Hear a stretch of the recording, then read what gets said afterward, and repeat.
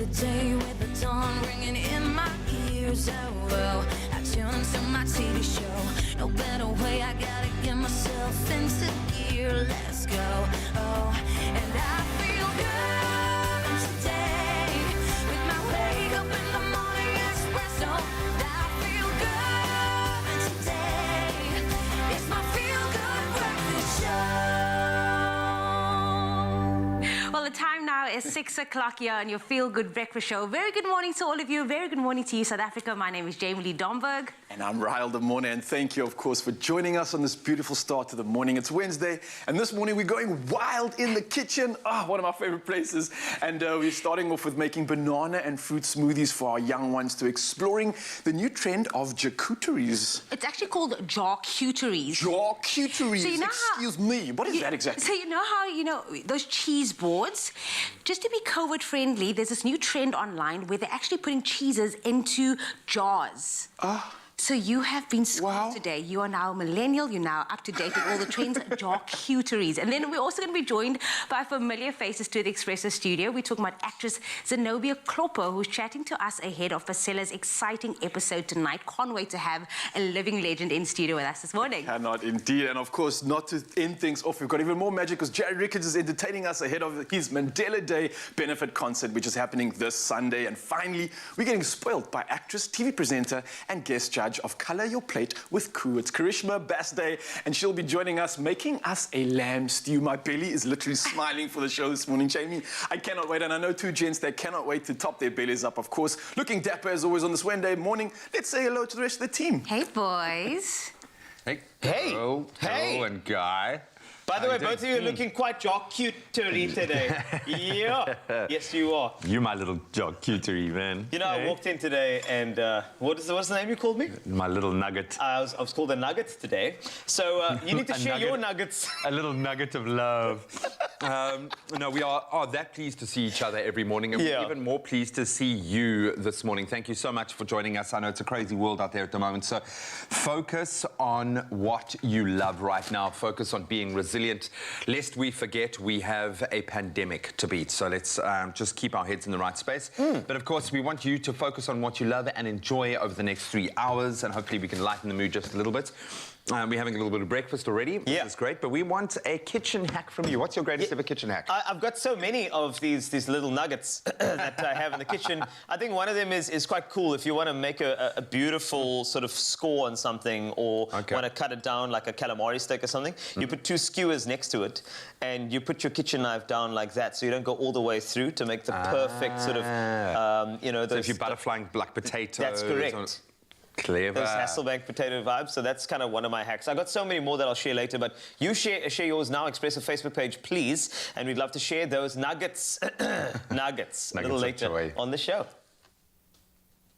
Thank you, little nuggets. We'll start off with your national news first. Now, Police Minister Becky Cele is confident that looting and violence will subside now that the SA National Defence Force has been deployed to assist the police. Now, troops are presently in parts of Gauteng as well as in KwaZulu-Natal. Cele says the presence of the Defence Force will lessen the burden on police, who have been criticised for not being able to control the looting in some parts of the country. Cele said more law enforcement agencies would be deployed in hotspots and should increased violence occur.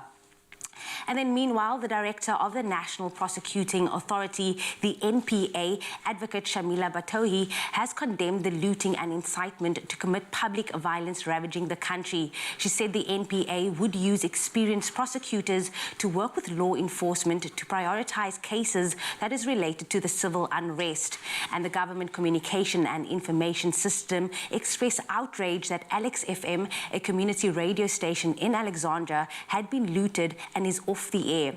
It's been serving the Alexandra community for some 27 years.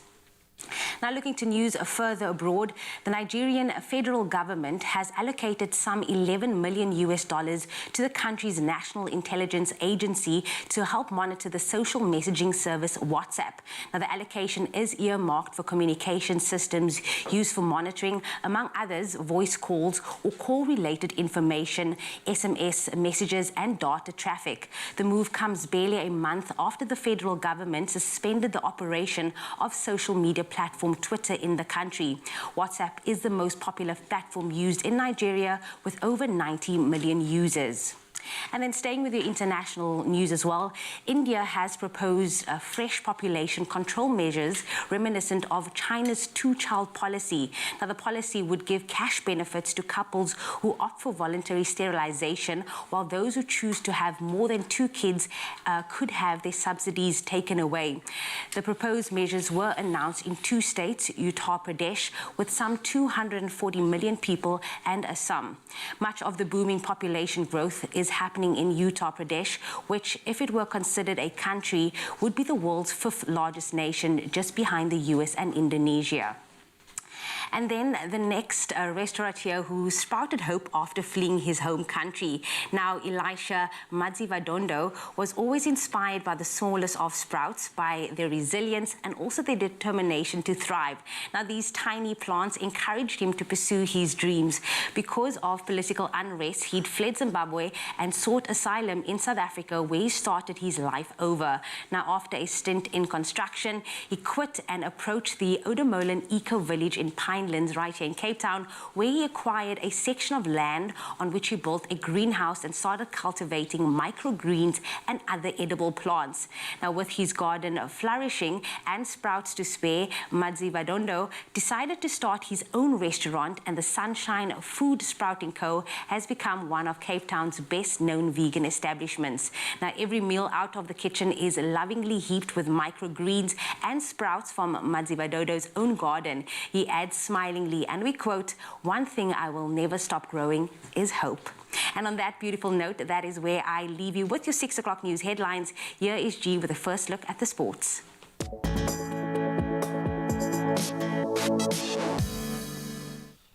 Thank you so much, Jamie. Let's start with cricket. Ireland won the second one-day international against a very below par South Africa by 43 runs at the Village in Dublin yesterday. So player of the match, Andrew Balbirnie, posting 102 runs to guide the hosts to 290 for 5 in their 50 overs. The Proteas failing to reach their target, posting 247 as Ireland recorded their first ever ODI win over South Africa, and they certainly earned it. Ireland takes a 1-0 lead in that 3-match series, with the final ODI taking place on Friday, again kicking off at 11:45 in the morning South African time. Then they looked good last night. Bafana have booked their place in the COSATU Cup semi-finals after thrashing Lesotho 4-0 in a Group A clash in Nelson Mandela Bay Stadium yesterday. Victor Letswalo, who played in his first match for South Africa at a senior level, scored a hat-trick on debut, with his first goal coming as early as the 5th minute. Sibelele Mkolisa then added his name to the score sheet as Bafana now maintain their perfect record in the group, registering 3 successive victories and, of course, sitting pretty at the top of the group. And then finally, some sad news in the tennis world. 20-time Grand Slam winner Roger Federer has had to withdraw from the Tokyo Olympics due to injury. The 39-year-old, now ranked 9th in the world, took to social media to wish his country, Switzerland, the best of luck at the Games, and announced that he will not be participating due to a knee setback suffered during the grass court season. Federer has had an ongoing problem with his knee that's been well publicized, having to undergo 2 knee surgeries last year. Well, that's where we leave our sport for now. Let's see what the crazy weather has in store for us today.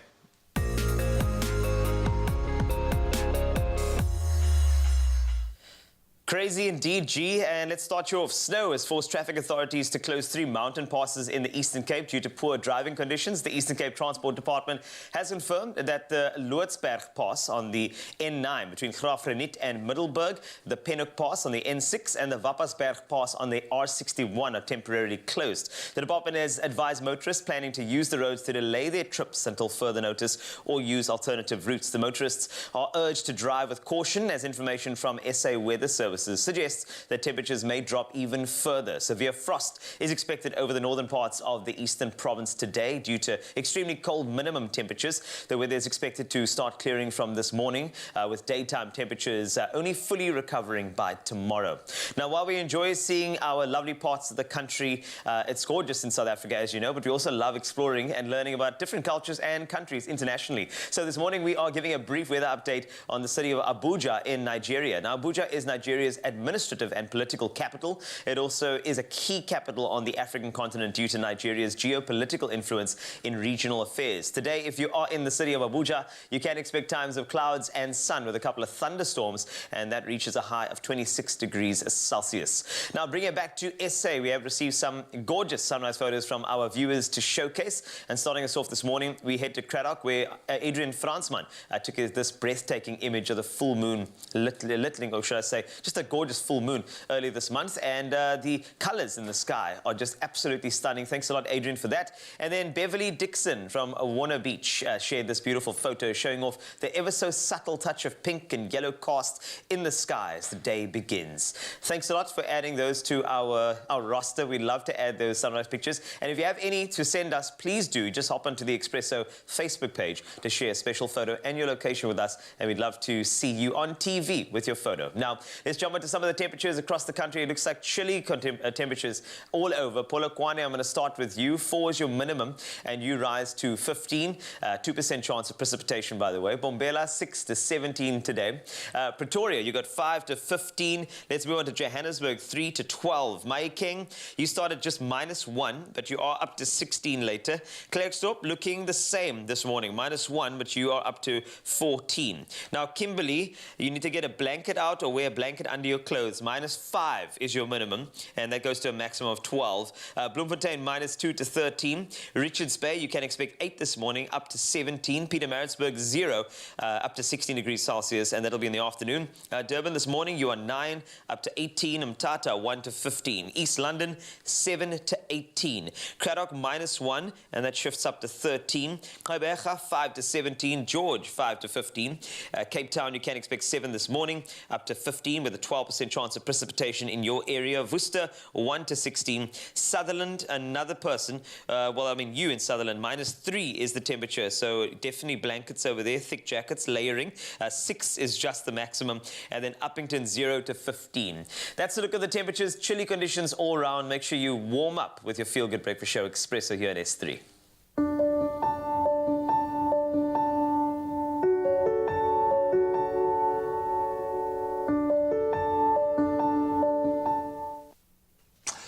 All right, let's warm you up from the inside out with a heartwarming tale, a tale that we ourselves get to play a part in writing. A child's love of reading is undoubtedly ignited when they see themselves in stories that they can relate to and characters that they can identify with, especially when it's shared in their own language. Now, sadly, the first book many South African children read is not in their home language. Now, Cadbury Dairy Milk want to change this, and they want to inspire a love for reading amongst children. And what better way than by creating a library of enchanting children's stories in their mother language. Now, today, you're going to join us and you're going to play your part by translating just one word a day to help co-author a children's library full of African language storybooks, #in our own words. Yeah, now, what's the word? Today's word is a special one. I think we use it all a lot, especially as a kid, but I'm still using it now. It's puppy. A puppy? Right, yeah, puppy. the word is Okay, puppy, cute. and we need to ask you what you can do with the word puppy and how you can translate it into Siswati. Okay. Right, now puppy in Siswati. I'm going to try this. Okay, Mzansi, you need to critique myself and the rest of the crew for getting it wrong, but I believe it's Umdlwane. Umdlwane. Tricky one there with the D and the We O. got snake the other day, we got snail, and Umdlwane. Umdlwane. Yeah, now this is such an incredible part of what we're doing right now, where we're creating a storybook that can fulfill so many children's lives, and you get to be a part of this, and you can help ensure that all children can enjoy enchanting African language tales in their own language by translating just one word and co-author a library of African language children's storybooks, #in our own words. Now visit Cadbury.co.za and at Cadbury Dairy Milk SA on Facebook or Cadbury_SA on Twitter and Instagram to start sharing your words. Umdlwane. Umdlwane. Why my voice drops a knock when I say Umdlwane.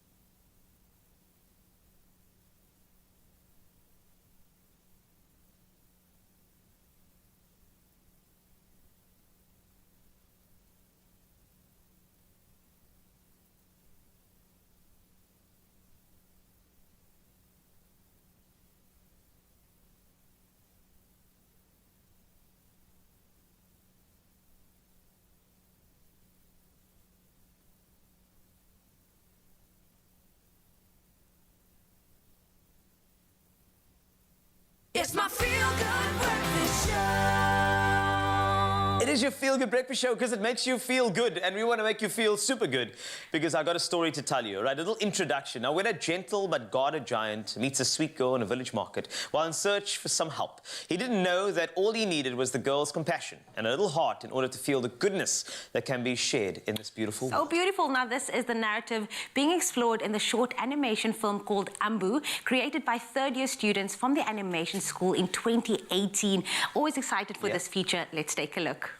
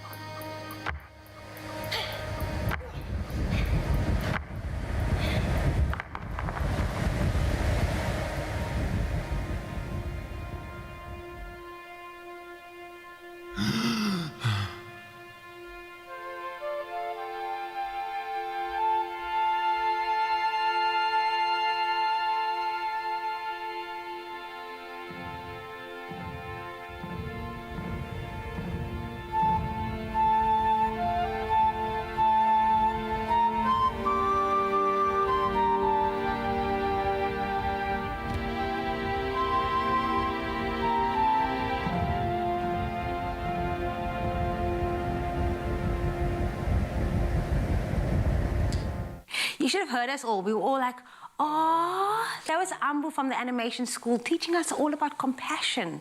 Compassion is beautiful, honestly. I think that's when you love clip art. It's just got that feeling. It really is. And the one thing that we do when it comes to our kids, we love them clip art and we show compassion. And that's the conversation Graham's about to have, so stand by. Thank you so much, guys. Yeah, that was a bit of an moment, and I think we're going to continue on that spirit now.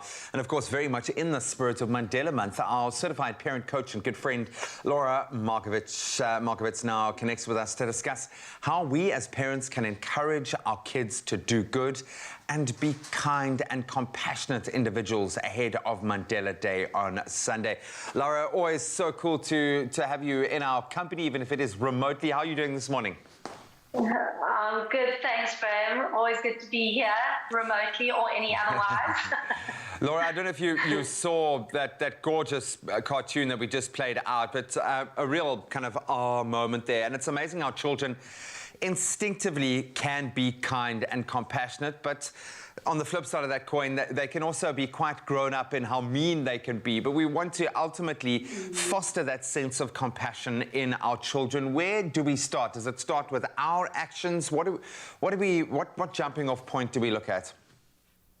I think the starting point is making kindness and compassion a priority in our families. So not just paying lip service to those sort of concepts as, yes, we're kind, we're compassionate, but really valuing them and prioritizing them so that, you know, even if you're asking kids, well, is kindness really valued in your family? They're going, yeah, completely, rather than going, I'm not so sure. Actually, it feels more important that I get good grades at school rather than being kind and compassionate. So first of all, making it a priority. And then secondly, very much as a family, being kind to our kids, being thoughtful, being compassionate towards them, and actually treating our children with kindness so that they learn this is how we are. And then thirdly, so importantly, which we often forget, is very much also teaching our kids to be kind and have self-compassion as well, so that they learn to be kind to themselves, so that they are able to be kind to others. And we often forget that part as well. So that's something so importantly that we need to be teaching our kids as well, is compassion for others, but starting with self-compassion for ourselves so that they are able to give to other people as well.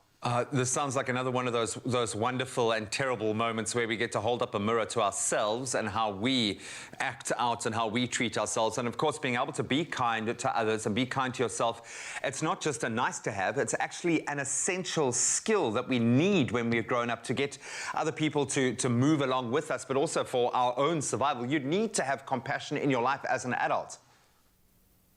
Yeah, absolutely. This is a skill that we need. You know, it's not something that we kind of, it's a lovely, nice, soft kind of thing to have. It's something that is so important for us in terms of how we do at work, how we socialize, in terms of our whole lives, how we are as people, to be out there. And being kind and compassionate is actually good for us. It is good for our well-being to be kind and compassionate to others. And absolutely, you know, Graham, as you say, it does start with us. You know, we're always saying it's us and putting the mirror up to ourselves. So we've got to be role modeling it. It's how we are being to other people, what we do with our time and with our resources. And our kids are seeing that all the time. So absolutely, we're always talking about them being sponges and seeing how we are their respected adults in their world. So they turn to us for what kind of values we should be instilling in them. So we need to be doing the things that we want to see in our own kids. So let's take it a step further. Our kids are a little bit older, they're modeling our behavior and they're well on their way, but we want them to have a deeper understanding of it.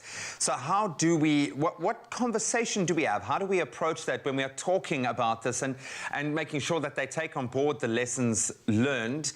And maybe are there activities that we can do together to further foster this idea of compassion? Like, for instance, letting them get on board a particular project during Mandela Month. Yeah, absolutely. So, you know, it can start, and, you know, Mandela Month, absolutely, it's a starting point, but also to be remembering to bring this out during the year with things that we are doing as well as Mandela Month, so it's things like small things, getting them involved in projects is a brilliant idea, or even when they have birthdays, instilling in them that they give something during their birthday towards something that is meaningful and important to them, and helping them be part of what they think is meaningful, or if they're into sport, letting it be something around sport. If it's into play or kids or learning, let them think about what they want to be involved in.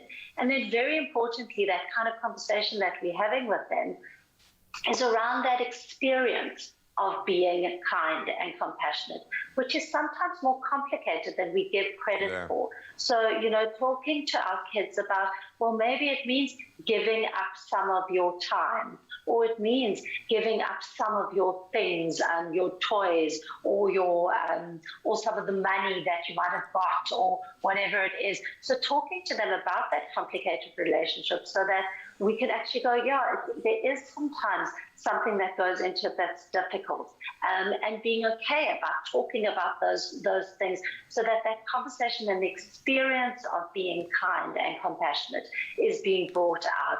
And we're talking to them about that all the time.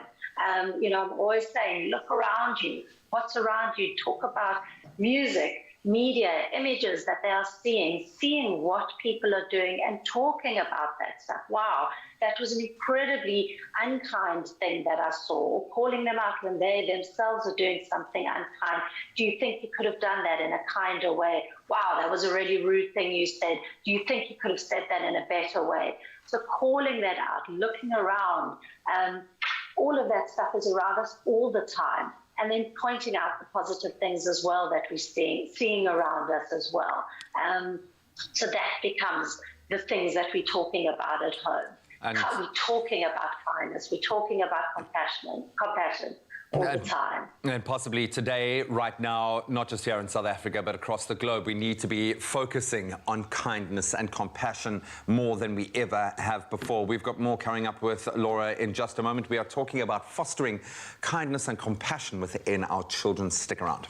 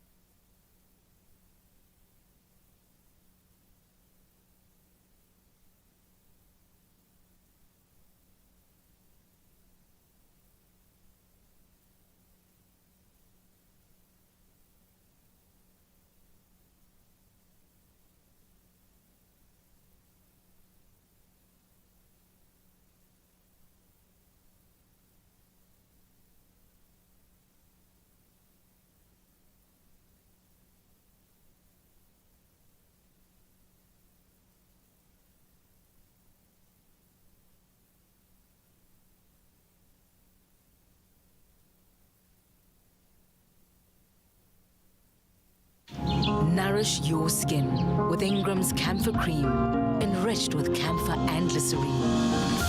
Trusted to restore and repair dry skin. Ingrams, your skin, your brave. It's my feel-good breakfast show. Welcome back. Thanks so much for keeping it locked on this beautiful Wednesday morning. So a little bit earlier, we connected with certified parent coach Laura Markovitz to chat about how parents can encourage their kids to do good and be kind and compassionate individuals. Obviously, this becomes ever more important ahead of Mandela Day this coming Sunday. So we're continuing the conversation right now with Laura, and we're going to look at the flip side, maybe the negative side of this conversation. What can parents do when our children do not seem to be kind and compassionate, and we're starting to see those pervasive patterns coming into the way that they are and in their kind of the way they exhibit in their personality? I mean, and that's so hard for us, particularly, you know, we started off this conversation by going, make kindness and compassion a priority in your home. So particularly where you do value this and suddenly you're saying, hang on, my kid's being incredibly mean, or they don't seem to care about others, or they're not interested in expanding their circle of concern besides themselves. So that can be very hard as parents to be witnessing that. And my biggest advice around that is to go in curiously, rather than go in with kind of judgment, punishments or judgment or shaming them, because that really adds to whatever's going on. You know, whenever we talk about things, I always go, children's behavior stems from somewhere. There's always something that's precipitating that behavior going on for them. So going curiously, try and find out what is happening there, what is happening for them, and how you can support them. So help them understand what those destructive or difficult feelings and behaviors mean for them. So feelings like envy or jealousy or selfishness or whatever, or anger, whatever they're feeling, how they can learn to manage those feelings so that they can look beyond themselves. And very much, it is so important for kids to know that we do believe in them.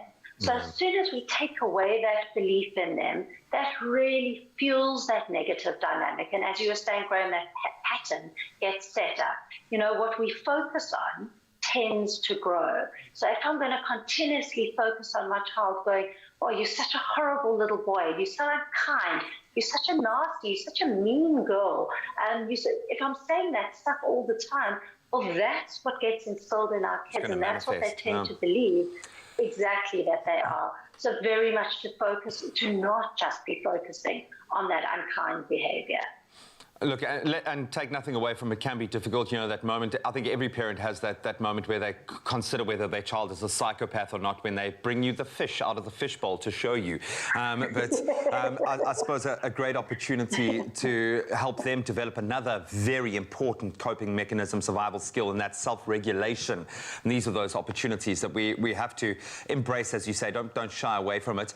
So how do you instill the notion of sharing and having less to give to others? And I speak specifically because my 4-year-old is at that age, obviously, where it's very difficult for him to share. He's now got a 1-year-old little sister that is constantly wanting what he has. How do you encourage or instill that idea of sharing and get them to understand the ratio of what I have and what another person has? Yeah, and it's, you know, that stuff is never easy, as you say, but it's helping them through it. It's understanding that that concept is hard. You know, if we started and if we say to, you know, your 4-year-old son, well, you know, we value kindness, but just look at him, he's not sharing. I mean, that's so rationally incredibly wrong. But if you start from the position of actually it is quite hard as a concept to realize I've got to share, and you can support him empathically to learn. So we start with all that empathy that we're always talking about, which is it's very hard to share your toys. It's very hard to wait your turn. It's very hard when your sister is always grabbing your toys and wanting what you have. So we start from that point of view, and then we can support our kids and we can help them problem solve with how to deal with that stuff. So I could be going, well, it's very hard to share. Don't give her anything because that's very hard. Or I could be saying, you know, it's very hard to share, but suck it up and give her everything that she wants.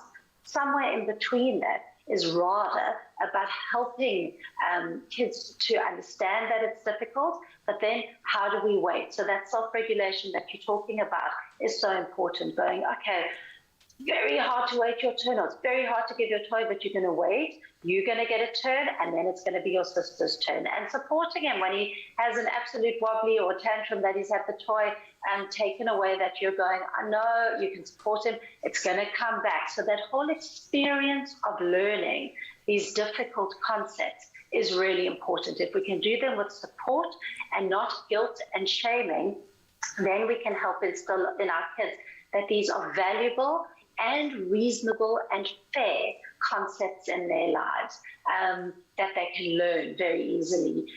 Well, not always very easily, but that they can learn along the way. Yeah. And of course, that kindness will come back to them. And before you judge your child, just remember how you feel at the beginning of every month when you have to give away a portion of your salary to the tax man. It's never difficult or never easy sharing, but there are some great rewards that come at the end of that. Laura, as always, an absolutely wonderful chat. We love you so much. I'm so glad that I could have a nice self-indulgent chat with you this morning. We really appreciate it. Have an amazing day. Thanks, Bernie. You too. Lovely to see you. Bye. I think now more than ever we need to foster this idea of compassion and love, not just in our children, but within ourselves as well. Some great advice there from Laura. Thank you so much, G. Now, it's something that whether you're saving for your kids, whether it's for yourself, whether you have them or not, money is one thing that we all have in common, and we all have to pay our bills, and some of us, we want to pay for our dreams that we're saving so hard for, but more often than not, we have very different philosophies when it comes to our finances. I know that is true. Now, this morning, we put another interesting question out to you, and I'm very interested to see what the popular opinion is of the day. Now, we asked the following question, Jen. We asked this following question. When it comes to saving, the following statement resonates with me. Is it A, when I earn more money, only then I can start saving? Or are you going to go with B, I save something every single month, no matter how big or small? That's a question we asked from Zanzi. I'm going to ask it to you two boys. What do you guys think? Do you resonate with A or do you resonate with B? I'm more of a B person, because I think that when you start saving actually becomes a culture. Because I think that when you do start spending, that also becomes quite a viral culture in your life. So even if you do get $10 at the job per hour, think about your salary like the $10 per hour. How much of that hour is going toward not only tomorrow, but let's just say the next day and the next day. And I think that's so important. So even if it is like R1 from your 10 Rand an hour at your job, that's still saving. You're still like, you're carrying a bit of a culture of, you know, what happens next type of thing. And as you saw with last year, it's a culture that we all needed. We need that rainy day funding day. I'm trying to be B like you. I'm definitely going to be honest and transparent with them, Zanzi. I'm more of an A person, especially when it comes to just this day and age. I want to make sure that I'm good. So every month, if I need to just do something for myself, I choose that over saving. Not the best habit always, but I got to find that balance somehow. But I'm working towards trying my very best to be B and to save for the rainy day, because inevitably the world we live in right now, you're seeing what's happening. A lot of rain. You need to have that backup fund, because you need to know that you've got some surety when the rainy day comes, and it's inevitable these days. I love that you're open and honest about that, because a lot of people is like you. They can't afford to save every month. Again, I'm like B as well. Every little that I have, even if it's like 100 Rand a month, I try to put it into Lucas' savings account and I don't touch it. As difficult as it comes, at the end of the month, you're like, I just need that 100 Rand. No. Set that amount for you. Set limits for yourself and help to save every single time. But let's see what everyone on social media is saying with regards to the question as well. We have Tumaleng, who says, good morning, family. B, I always save something every month, no matter how big or small it is, because you can't predict the future, like you said, Carl. Wise, indeed. I see Cornelia also says B, no explanation, just short and simple. You know what it is. Just B. Gary Orkamp, one of our top fans and family members, says definitely B. At least once a week, I slide something into my notice account. Oh, take money seriously also has the hashtag there. I like that. The notice account. The notice account, The one that you notice that like you need to start paying. like you actually have to pay no notice to the account, just to make sure that it's there and the only notice you get is the interest on said account, which is important. You're saving, Gary. I think also when it comes to saving, it's so important to think about, don't be fearful when you save about that rainy day. Rather think of it as you building yourself up to something next. Now, Vincent says, B, to have more money, you save little by little, every cent will count. Serena also coming through with B, saying it's a necessity, not a preference or a feel-good option, although it does feel good. It does feel good to know that you have something for that rainy day. Yeah. It's so true, and Lerato Tando agreeing with everybody else. I think I'm the only one that said A, because she's also going with B, I save something every month, no matter how big or small, because you never know what will happen tomorrow. I think Mzansi is getting quite educated on the current circumstances that we're living in. Indeed. And I like the fact that we're adapting to that, trying to prepare for the inevitability. I love that. Indeed. And I think it's important that we all know that saving, it's not some sort of thing that should be a chore. I think it should be about us investing in ourselves and knowing that we are willing to put in the time to make sure that our futures are secure. I like that. Make it a lifestyle. Exactly. Don't make it a chore in your life. It's so important for that. But of course, as you know, you work very, very hard. Most of the Africans do, and it is something we need to prioritize and work towards. So if you're seeking financial advice, then reach out to the experts and let them guide you, because the help is actually there.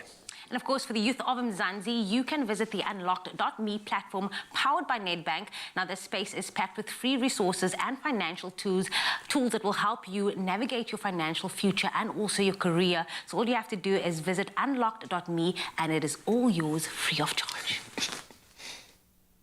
Indulge your desires. Be swept away by the fragrance of dissent. Take the plunge into impulsive spending until you find yourself deeper and deeper, drowning in debt. In this world of temptation, do you want a bank that takes your money, or a bank that takes your money seriously?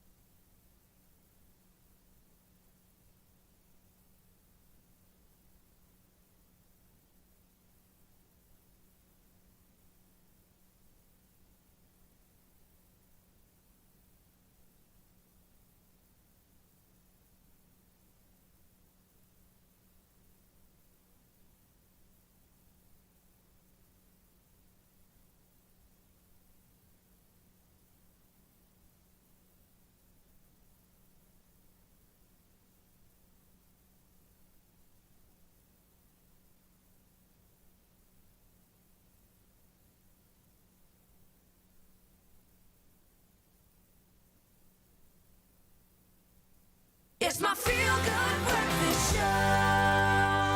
Motherhood, one of the most powerful words and experiences. It reflects differently on every single mother. It is kisses and cuddles, late night snuggles, and is one of the most sacred paths you will travel in life. I can say this because I've had a front row seat of course, for like recently. the last 5 years of my life.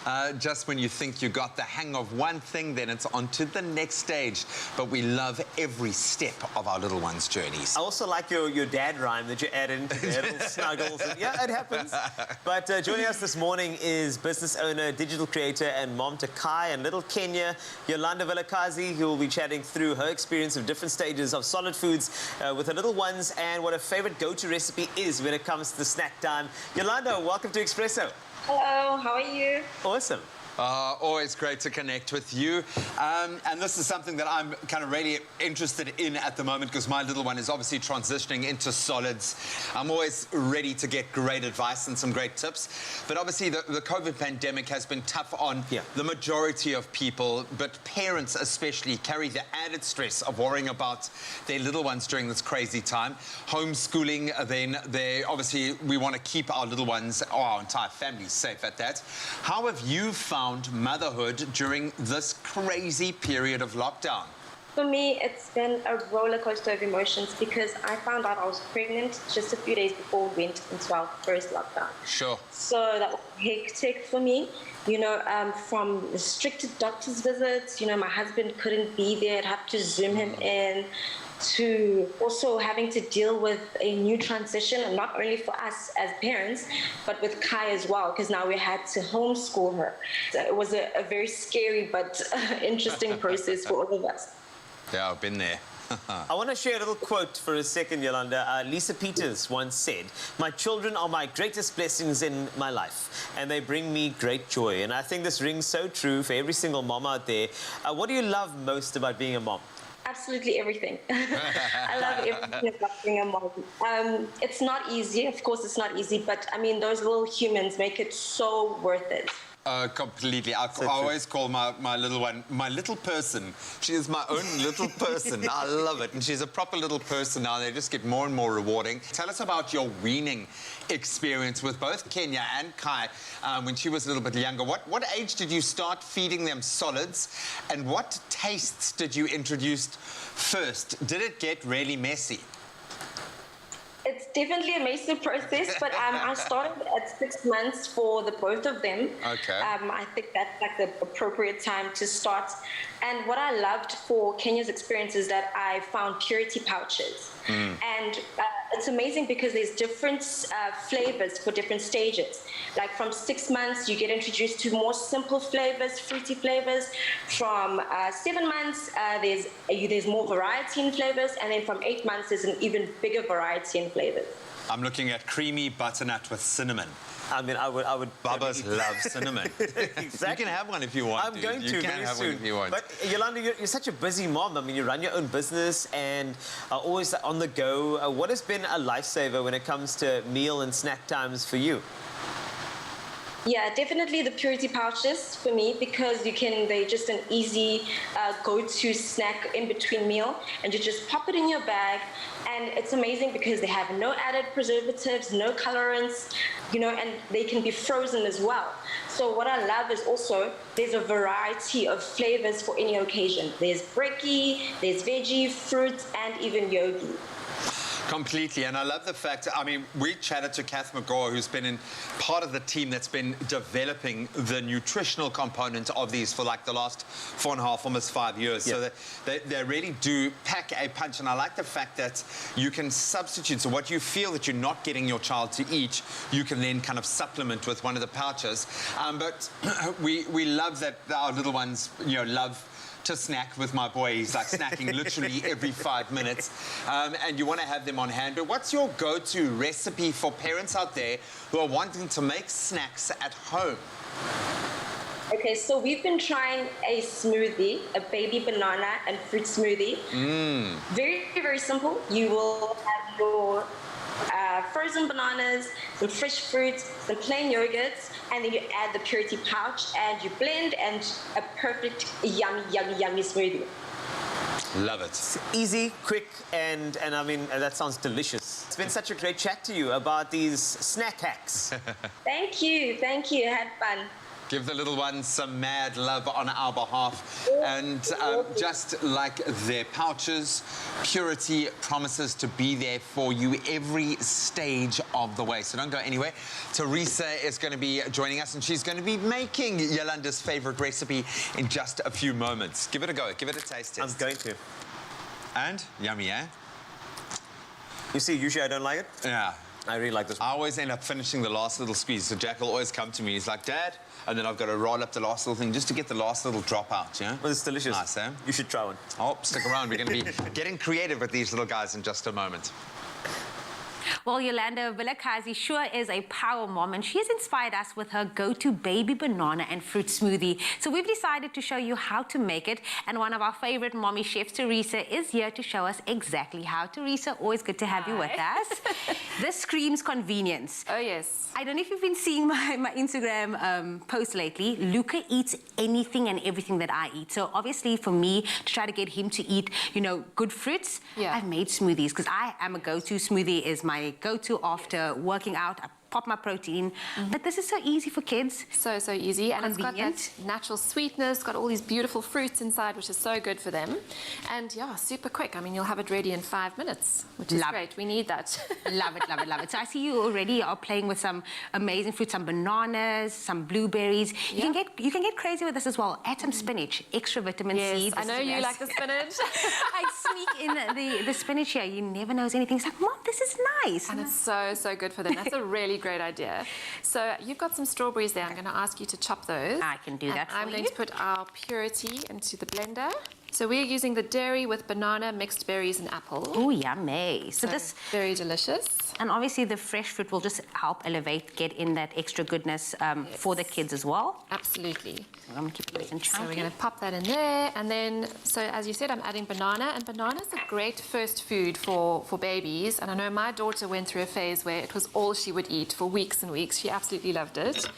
And you know it's what nice it and is? soft for them and sweet. I blame Cocomelon because I want to eat apples and bananas.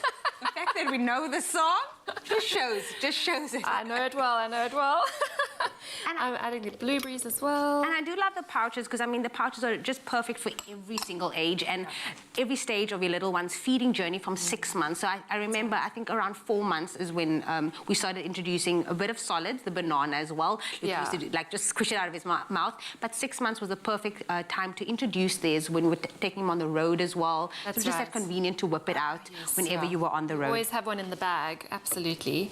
So blueberries, of course, are very high in vitamin C and antioxidants.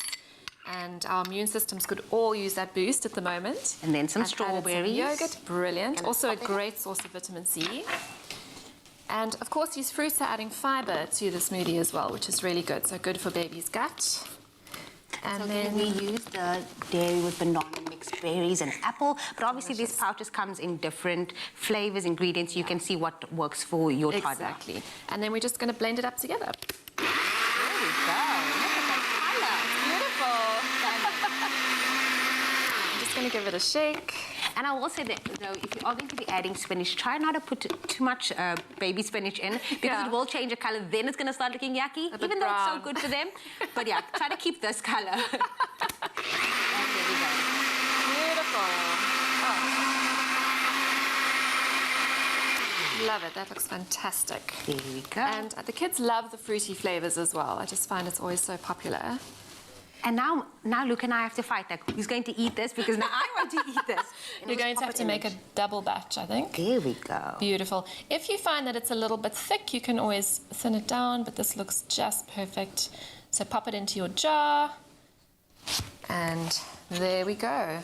Stunning snack, so healthy, so delicious. I'm sure the kids will love it. Do you remember weaning them off? So you use bananas. Was there any other vegetables that you started? A lot of butternut, yeah. And I think start with the less sweet things because I found if they get that taste for the sweet, then that's what they want all the time. So you have to try and add some courgettes. Spinach was also good. I added a lot of that. And I love with the pouch as well, you don't have to add in any sweeteners, any honey, any sugars because it has the natural flavors in there already. So let me try this. Oh, it looks delicious. This is so good. I really think that you and your toddler is going to fight over this because it is amazing. But of course, to get your hands on this delicious and very nutritious recipe, you can visit our website, which is expressoshow.com. Cheers, everybody. Cheers. Finish this one. Becoming a parent fills you with delight, nerves, and questions. Now, an original South African app has the answers. Whether you're expecting your bundle of joy or raising a preschooler, the Purity Journey Journal app is a breeze to use. Sign up for free and choose from a host of features, including 24/7 medical assistance, expert tips, and milestone tracker. Sign up to the Purity Journey Journal app for whenever you need some guidance along your parenting journey.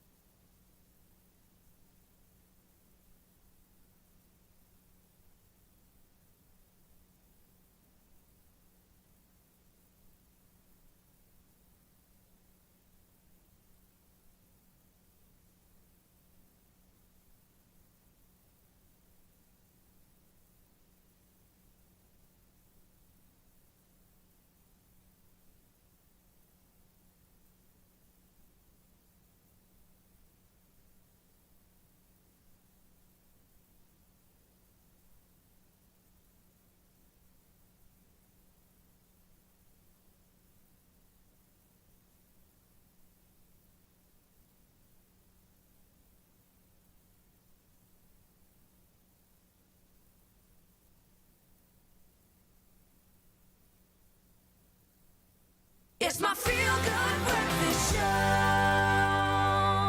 Welcome back, you beautiful souls. It's the middle of the week. It's Wednesday. We are live and we are opening up here with S3 and providing you all the feel-good you need this morning. Isn't that right, Carl? Indeed. So, kitchen hacks is what we're talking about today. And I know the kitchen hacks, I mean, there are so many you can think of. For me, avocado, stop it from browning. A bit of squeeze a lemon on top of that. The citric acid actually protects it from browning. Okay.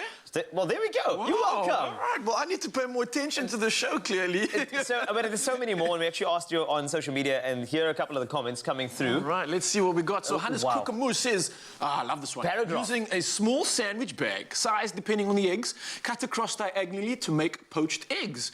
Oh, okay. Yeah. So he places the plastic pocket in a small shallow bowl or a cup measure, then he breaks the egg into the pocket, bring corners together, using those small wires you get with the sandwich bags, tie the pocket corners tightly together, pouch for according to your liking, and then the poached eggs are my favorite, but they are difficult to make, and buying an expensive kitchen gadget doesn't make sense. So that is such a cool you picture that, eh? Yeah, it's the corner of the package, and then you drop it into the water. Into the water, it's boiling. Well done. Love that, man. That is awesome, Hannes. Incredible.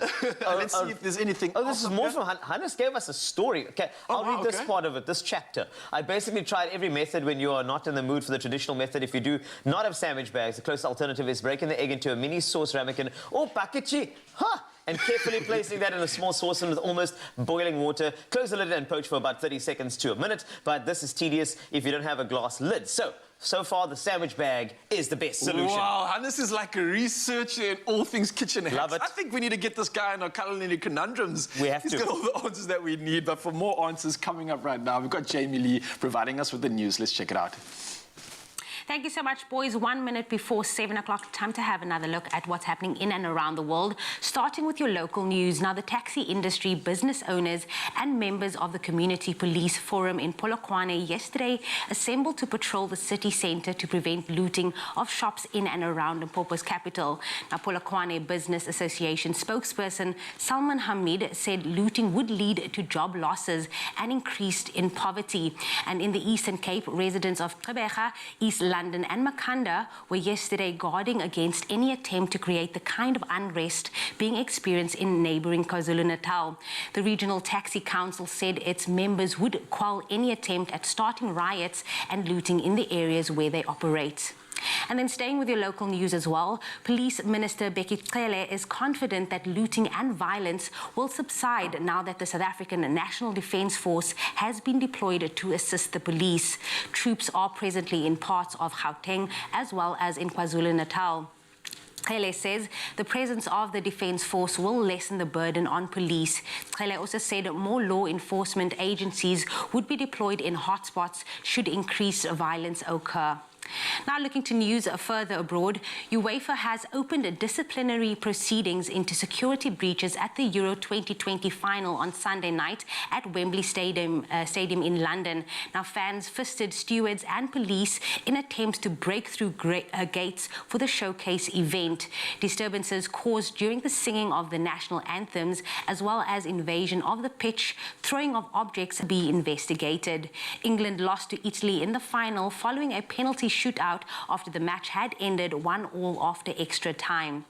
And then staying with the international news as well, the Nigerian federal government has allocated some $11 million to the country's national intelligence agency to help monitor the social messaging service WhatsApp.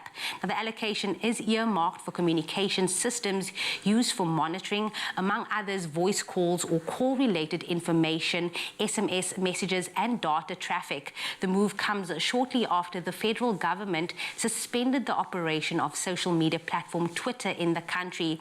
Now, WhatsApp is the most popular platform in Nigeria with over 90 million users. And then next, some news from the world of entertainment. The 48th version of the National Arts Festival in Makhanda can be enjoyed from the coziness of one's home for the second consecutive year.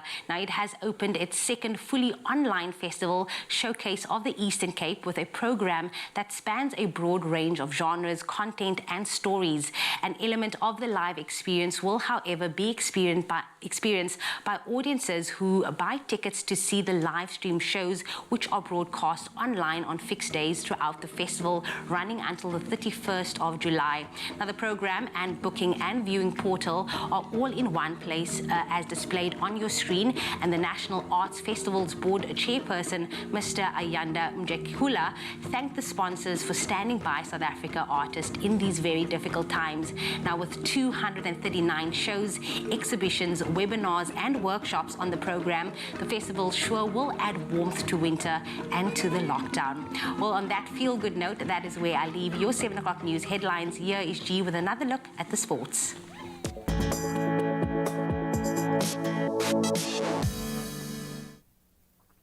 Thank you so much, Jamie. We start on a humbling note for the Proteas as we delve into cricket. Ireland won the second one-day international match against South Africa by 43 runs at the Village in Dublin yesterday.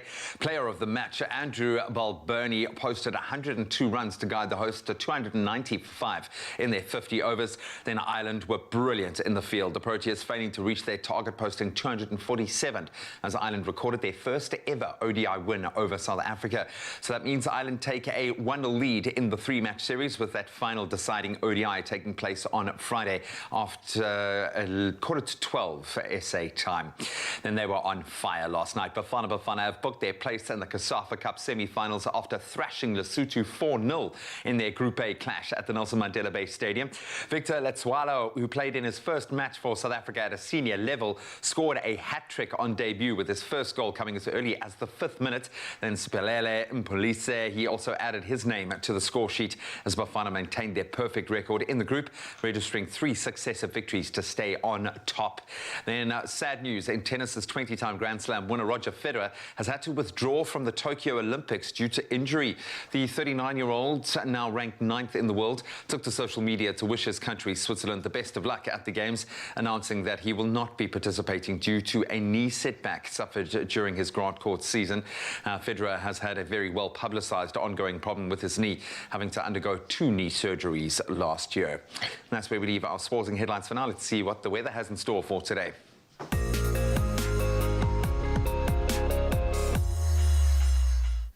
Thanks a lot, G. Let's take a look at the weather and starting off with some weather news. The western parts of the US and Canada are bracing for the annual wildfire season. There are distinct warnings that it could be another highly destructive one. This as parts of Canada and the American West are in a multi-year drought, and severe heat waves have brought record-breaking temperatures which have set off a series of wildfires. Another concern is the lack of compressed and hardened snow in mountainous areas because of global warming and subsequent higher temperatures. The snow acts as a barrier to burning and alleviates drought conditions. Several active large fires are already raging in Arizona and have started in North Carolina, or should I say California, Eastern Oregon, as well as Washington, where conditions are tinder dry. Now, last year, an area of more than 4 million acres was destroyed in California, a record for the state, and this merely confirms the trend across the U.S., which has been an upward one since reliable data was first recorded.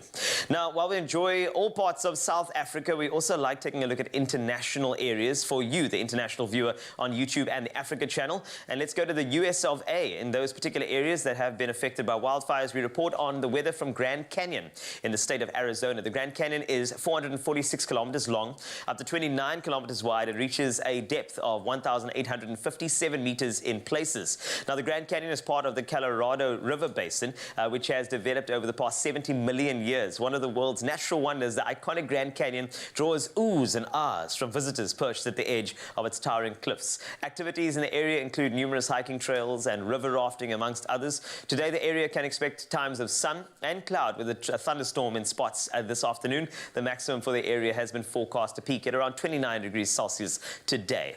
Now, a favorite part of the show is featuring our viewers who interact with us online. Starting us off for the 7 a.m. update, we received this beautiful photo taken by regular contributor Fatah Khan from Richards Bay. Just take a look at the peaceful view he has started the day with. Beautiful. Now, bringing it down to the Western Cape, Tando Mahapi from Durban will share this silhouetted view of the mountains in the distance. Absolutely gorgeous. Thank you so much for sending. If you'd like to send your picture during our weather segment, all you have to do is jump onto the Expresso Facebook page and share your special photo and your photography skills, as well as your location, and we'd love to see how you start your day. Now, let's take a look at the temperatures across the country, and I'll start you off, as always, in Polokwane. 4 is your minimum to a maximum of 15 today. Bombela, you can expect 6 this morning. Chilly, but up to 17. Pretoria, 5 to 15 today. Johannesburg, just 3 is where you start. You're up to 12 later. Mahikeng, chilly, -1 to 16. Klerksdorp, same for you, -1, and that goes up to 14 later. Kimberley, my word, -5 degrees for you, up to 12. Bloemfontein, 2 to 13. Richards Bay, 8 to 17. Pietermaritzburg, 0 this morning, up to 16 this afternoon.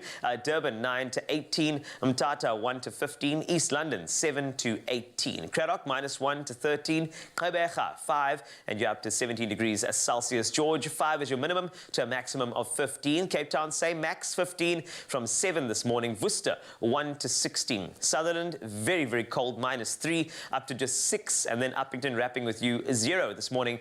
This afternoon, 15 degrees Celsius. That's a wrap of the weather as well as temperatures. I'll have another update for you in the next hour. If you want to send me a sunrise photo, please feel free. Expresso Facebook page is the place to be. Well, listen, this weather is cold, and all I want to do is be in bed with a movie. And who better than JP Sebastian coming through with all the latest movie trailers for you in just a moment. I see you, and I think the best thing to pair with that, we've got that dish coming up that we've been dying to make. It's a charcuterie, and we're going to give you all the things that you need to make it and the ingredients to go with. Belly time, eyes being warmed up by movies. Let's get it.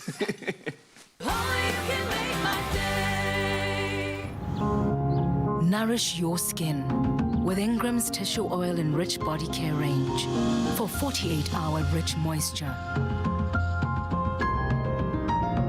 Ingrams, your skin, your brave.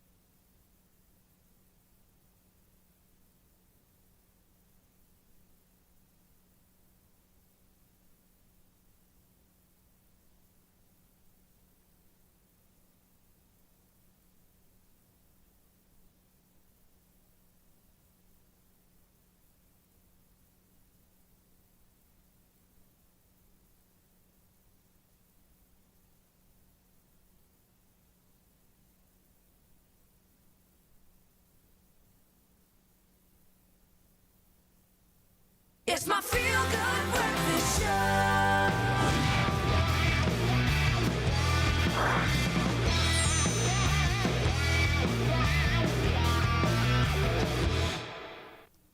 Welcome back, beautiful souls. Middle of the week, of course, but we've got everything you need right now to warm you up in this frosty winter weather. And JP Sebastian's in the building to serve us with all the latest movie trailers. Brother, are you with us?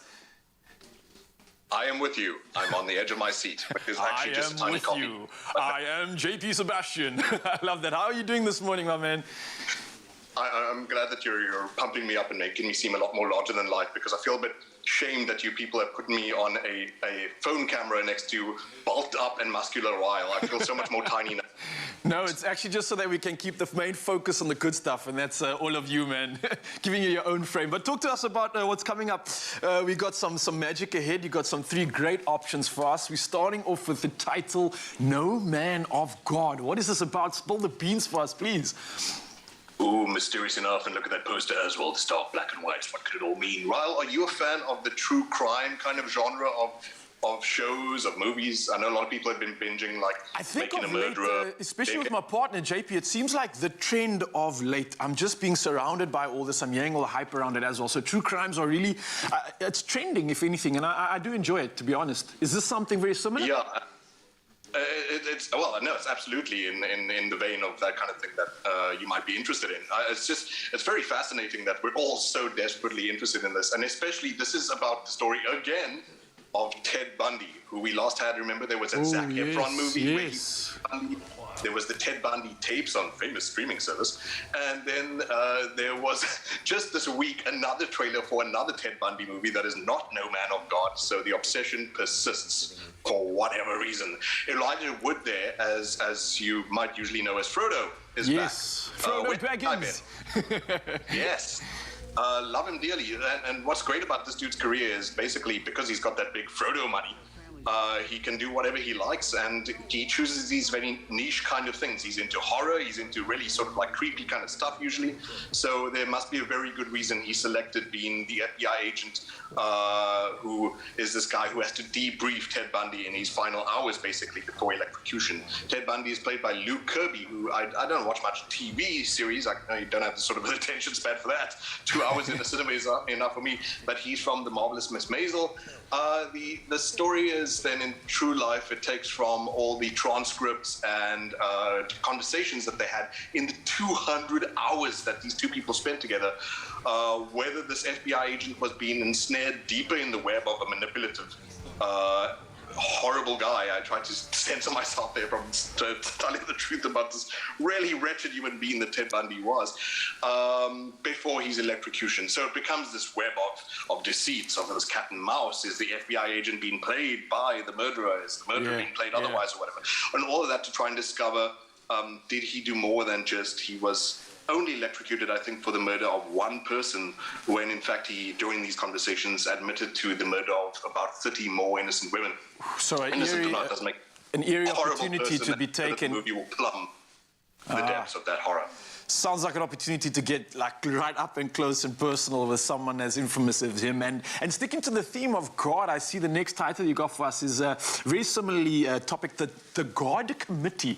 Now, is it following a similar trend, a chaotic man with a vengeance or with some sort of a demeanor that we might not support? What's the latest on this one? You're not too far off necessarily. So the 3 movies that I chose for this segment all have to deal with ethical quandaries. People stuck in a bind. How do you make this right decision? Say, for example, the FBI agent being like, am I just pushing this person further to, am I giving him free airtime?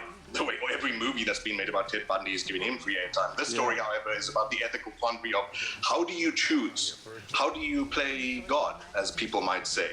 The story of, hey, it's Fraser Crane, Kelsey Grammer, who actually has another name, not answering to the calling of tossed salad and scrambled eggs in this one, is the head doctor in a committee of people who have to choose who gets the next organ.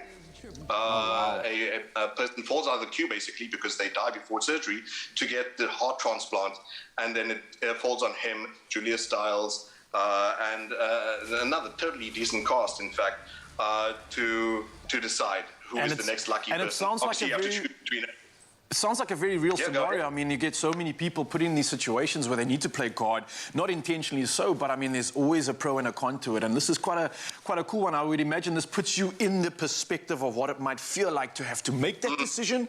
And with that, I mean, you mentioned the moral compass and the ethics that are involved in that.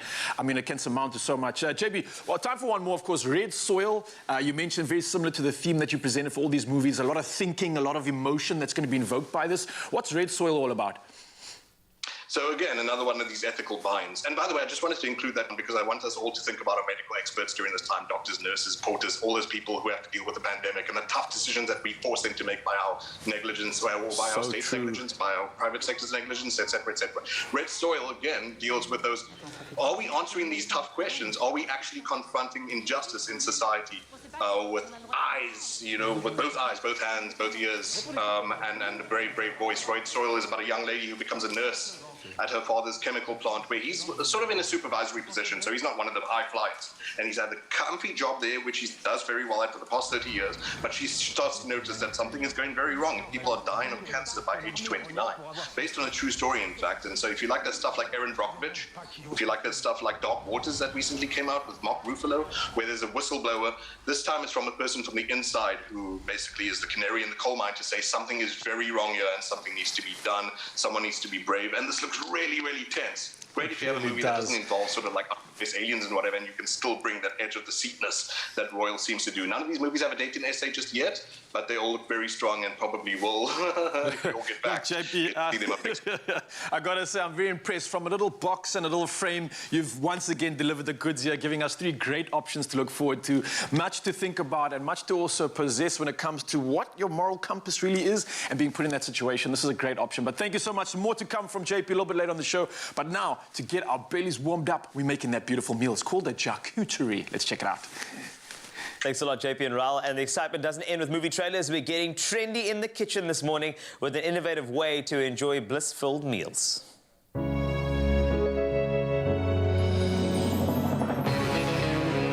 the creamy decadence of double cream bliss from Clover, yogurt has never been so irresistible. Made with love by Clover. So if you think cheese boards are nice, wait until you try charcuterie. It is trendy. It is I mean, it's much loved on social media, as you know. But you know what we have here is we have like a cheese board, but it's in a jar. Think about that for a second. And it's definitely Instagram worthy. Your kids will be psyched putting this together and eating it. Bliss shawarma charcuterie with a delectable Bliss double cream yogurt sauce. The perfect way for you to get them to eat their vegetables. And we've got Chef Teresa back in the kitchen just to make sure that we get the right type of steps here. Yes. Okay. I'm ready for a charcuterie. I feel like we're doing one of those TikTok like recipes at the moment. Yeah, very on got that trend. thing. Very. I like us being all trendy. Right. Okay, so Chef, where's a good place to start? Because I'm sure there are many parents and kids standing by to try this tonight. Yes, yes, amazing. Okay, so the Clover Bliss is our star ingredient. Okay. So I'm going to grab some and then pass it over to you. Thank you so much. We are going to use it in our marinade and our sauce today. Okay, this is So beautiful. creamy and tangy and delicious. So I'm going to pass that to you. I really enjoy. Okay, thank you.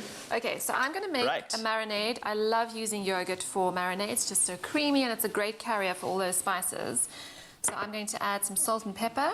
I actually love the fact that, you know, when it comes to dairy and marinade, there's something about dairy. This breaks down the protein that you put it in. Totally. And it just makes it a bit more tender. And for some reason, actually, it helps the protein retain its moisture when you're cooking it. It really does. It's one of my favorite kind of carriers to use. Okay, so we've got cumin, coriander, and a bit of lemon juice. And I'm going to stir that together. Okay, while you're stirring, I've got some ingredients in front of me. I've got some pepper, I've got some, looks like salt, lemon, dill, and grated cucumber, it looks like. Right. With a grated cucumber, have you strained out all the moisture from it? Yes, give it a squeeze because you don't want it to be too watery. Love it. All right. So what you can do is pop some of your yogurt into the cucumber. Yogurt first. You're basically just going to be mixing everything together. Nice and easy. Great. It's very similar to a tzatziki, not quite the same. All right. but that kind of vibe. So we've got Beautiful. chicken fillets here that we've cubed, and I'm just going to put them onto our skewer sticks. Okay. You can also use lamb, and if you are vegetarian, you could make veggie skewers. So that is cool. I love the mushrooms would idea. work really Yeah, well. mushrooms do work as well. I know that Courgettes, some other. peppers. I know people love their cauliflower because that's a great. Yes. It pulls in those flavors so beautifly. Yeah, Okay, so the other elements of it, I'm assuming we're going to go in some pepper. Yep, absolutely. Pepper goes in. Some salt goes in as well in the traditional. Have to do it that way. And then, do you want me to chop the dill, chef? You can chop it a little bit, yeah. Okay, It's help great. it to release those flavors. Okay, great. So what you're going to do with your chicken is just pop your marinade on top and then let it sit. I mean, if you only have 20 minutes, that's fine. Love if it. you can do it earlier in the day, then let it sit for longer. Obviously, the longer the better. As you said, it does help to tenderize and just adds more flavor. Beautiful. And I love the versatility of the Clover Bliss. You know, I love snacking on it. Yeah. It's great for baking as well, but we can use it in savory dishes just the same. So Okay, this smells good. You know what? That's what the dill does. yeah, It's got that amazing aroma that comes through. just elevates it that little bit. Okay, And how have I then done here with our that beautiful? looks Look at that. amazing. Thank you. Try my best. Excellent whisking. And you can actually, I do what I can, chef. You know, it's the creaminess of Clover Bliss double cream yogurt. It actually pairs perfectly with flavors in this charcuterie, and it makes for a great source of vitamins for your kids. So it's a great way to kind of put it in there. Yeah. And while you're doing something fun. Exactly, Because there's no better way of getting the vitamins and nutrition in than actually doing it in a fun way. And Clover Love Bliss, it, yeah. it's not only great for those snacking moments, it's also quite versatile to use in indulgent savory recipes such as this one. And also, just you have to stay tuned because you've got a couple of different of these versions of the charcuterie. So, Sweet one coming up. Okay, Done now and we dust. assemble. So this is our chicken skewer that we've marinated and we've grilled it for about 20 to 25 minutes. So that's all Great. cooked through. And and this is then the my fun genius sauce. What would you call that? I know it's not tzatziki, but it's Just called a cucumber sauce, I guess. Jatziki. You missed the opportunity. It's Jatziki. Sorry, not That's on the what ball it is. today.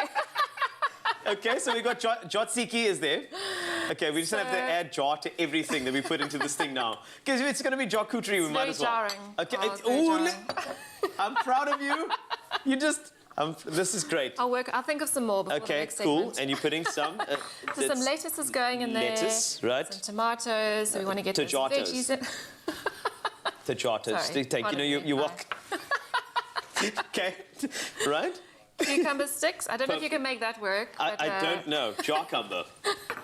Done. Interesting. Next. We try our best, Our yes? skewer goes in, All right. and then serve it with some toasted pita bread. So toast it, cut it into wedges. Oh, that is so You cool. can dip that in the sauce. Maybe add some extra sauce in there. I mean, that's gorgeous. That's like lunch in a jar. And it's also very, very exciting because, you know, you're popping it onto the table with somebody, you've prepared this thing, and it just looks like anybody very can do it, cool. but at the same time, it looks very, very, I mean, it looks incredible. I love this. I love this recipe. I love the concept of charcuterie. I know you can do a sweet version, Yes. which we'll try later, but for this, it's gorgeous, and it's with something that is so, so blissful. So give it a shot, and if you missed out on any of these steps, don't worry. As Teresa mentioned, it's not jarring. We have a recap.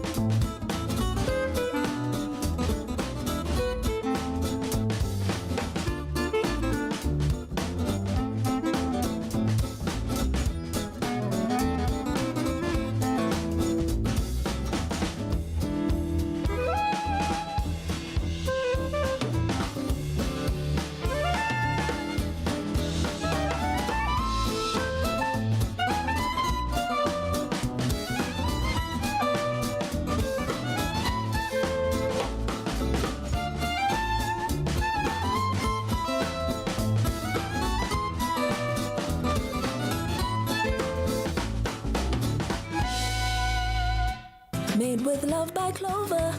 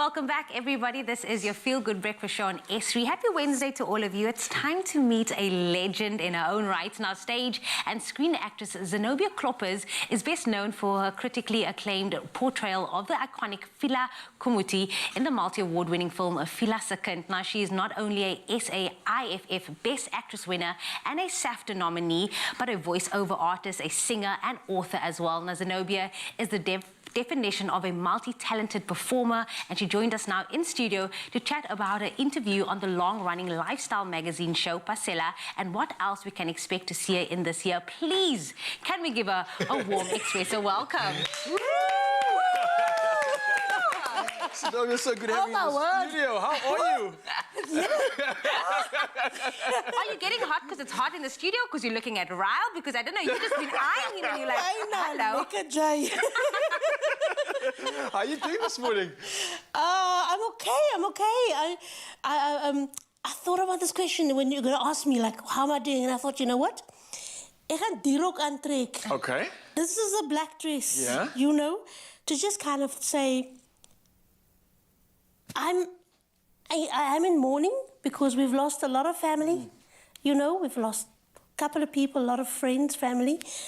But then I thought I'm going to do this as well, just to show there is like always a silver lining around things. So, like that. And to say, it is well with my soul. Because these days you ask someone, how are you doing? And it's like, it's such a loaded question. Are you well? I know. Yes, I'm well. I'm okay, I'm healthy, I've got my health. My soul's good. You know what I'm saying? So yes, it is well with my soul. Thank you for giving us a real answer, not the generic, I'm all good. That's exactly what we want from you this morning. And I've got to ask, and I want to be honest here because this is a little bit of a fangirl moment for me. I'm someone that's literally inspired by you. You're doing so much. You're an actor, a presenter. You do live stage, you do film work, and the list goes on. And I'm literally trying to do everything you're doing. So my question to you is, how did you get started? How did you do this? Where did it all begin? Oh, my word. I mean, obviously, like most performers, I've been just performing my whole life. You know, from little, when they put you on the little box, and you're like, perform, sing for us. So you're born for it. You know, I hope so. But yeah, I mean, I think my first performances were probably when I was singing with a jazz band while I was studying. That I did for all the while. And then I got my first break with doing Antjie Somers, which was back then the first Afrikaans musical in South Africa, which was awesome. I played Maria Ian. You know, there were three of us. Maria Ian. But you were the main one. You were number I one. was the big one, man. Oh, I love that. So yeah, and then I went and I did my own play, Clarabel and Kaap too. We toured with, and then I was lucky enough to get a break with Randall Wickham. I did a show with him, which was really great. Yeah. And then, of course, I worked on Guma with Tali Peterson and David Kramer on their show. We toured with that for 3 years as well. Oh, jylle, wat nog? Hitting us with a CB this morning. She's like, where the list is so big. Right, obviously, Fila Second, we've seen you in that as well. Yeah. I want to know is, how do you find a balance in between all of this? Because like you said, you wear so many hats, voiceover artist, singer, you know, all of this. How do you find the balance and still remain true to who you are? I think doing all of this stuff is who I am. It is true to who I am. So, you know, as a performer, you have to kind of jump into a lot of different things. I mean, I've been writing, for instance, academic books for many years as well. That actually started out of sort of a need. We toured around the Western Cape doing these school performances, and then we started giving notes and little lectures on what's happening there. And then it just kind of became a book business where we wrote books. Okay. And I did that for years, and that's been great because, you know, you need to make a little bit of money. And, you know, and then you kind of stay in the voiceover stuff, and you do a little theatre, and you do whatever comes, like, whatever's necessary sometimes to survive, but also you have to follow your passion. So whenever a project comes along that's, like, really interesting, they're like, you just kind of put other stuff to the side and you jump into that one. So I think it's about just trying to be true to who you are and your heart, you know. And I mean, I must say, Fila was probably the biggest dream come true for me, because it's one of those roles that's just such an iconic, beautiful character. So, Truly. Truly. And speaking of all these incredible projects, one recent one that you've just been involved in is involving one of the shows that has just come back. It's Pasela, we all know about it. Yeah. And you featured as a special guest on the show. What was the experience like for you? Ooh, It was so lekker. I love that. yeah, I'm saying that because you know what? It was my first time at Robben Island. So, Okay. and then it was quite an adventure actually because the wind was blowing, it was sun and all that, and I mean, it was one of those where you kind of like, hoe like my haren? I'm okay, it was okay.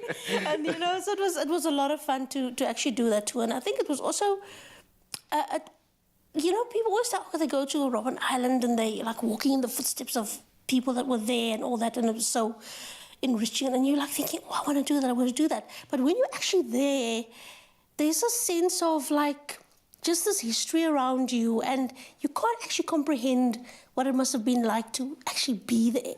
Because you're just surrounded by this water. I had this kind of vibe of just being surrounded by all this water, and I can't get out, you know? So it was a wonderful experience, and the Pasela guys are amazing. They're such lovely people, you know? So lekker. Oh, we love that. And we love that we get to share this energy with you. With Zenobia Klopper is not going anywhere here on your Feel Good Breakfast Show. Of course, you can catch Pasela every Wednesday at 7:30 p.m. on SABC2, but she is staying with us here on your Feel Good Breakfast Show. Oh, thank you so much. So great to have Zenobia here. I'm going to give myself a taste of Zimbabwe right now. But of course, Nespresso has launched the latest Reviving Origins program. The story of Reviving Origins is about more than just the coffee, which in this case is fantastic, obviously, but it's about triumph in adversity. It's recovery from catastrophe in some cases, rebuilding of coffee farming communities, and a rekindling of high-quality produce that farmers can still be proud to sell to coffee markets right across the globe, even here in South Africa. So here's a look at how the program has helped farmers around the world. You know, it's hard business farming, and how fragile, because a bad storm can take out a season, or a terrible civil war can ruin everything. Nespresso has this Reviving Origins program, and farmers' lives are changed in a big way. You know, Colombia obviously famous for its coffee, but also it's had some rough times over the years. Zimbabwe, it's where you can actually see climate change come directly in line with conflict. Since the hurricane in Puerto Rico, Nespresso got more involved. Nespresso's come in and said, look, we get it. We're going to grow these coffee beans that you guys know how to do so well, and we're going to make it even more efficient, and we're going to reclaim land that had been lost.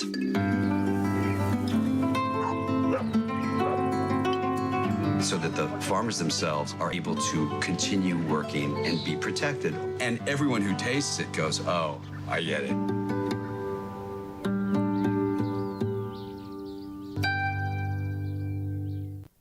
The heart and soul. It is such an incredible program, and this year the campaign is very close to home, in fact, with a focus on rebuilding exceptional coffee in Zimbabwe, like I'm tasting in a second, Uganda, and even the Democratic Republic of Congo. And it's this investment in communities that makes your morning Nespresso taste that much better.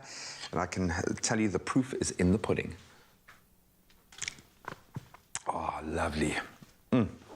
Every time you brew a cup of Reviving Origins coffee, you're restoring land, empowering farmers, and supporting livelihoods. So every sip touches hundreds of lives. And offers an inspiring taste experience in return.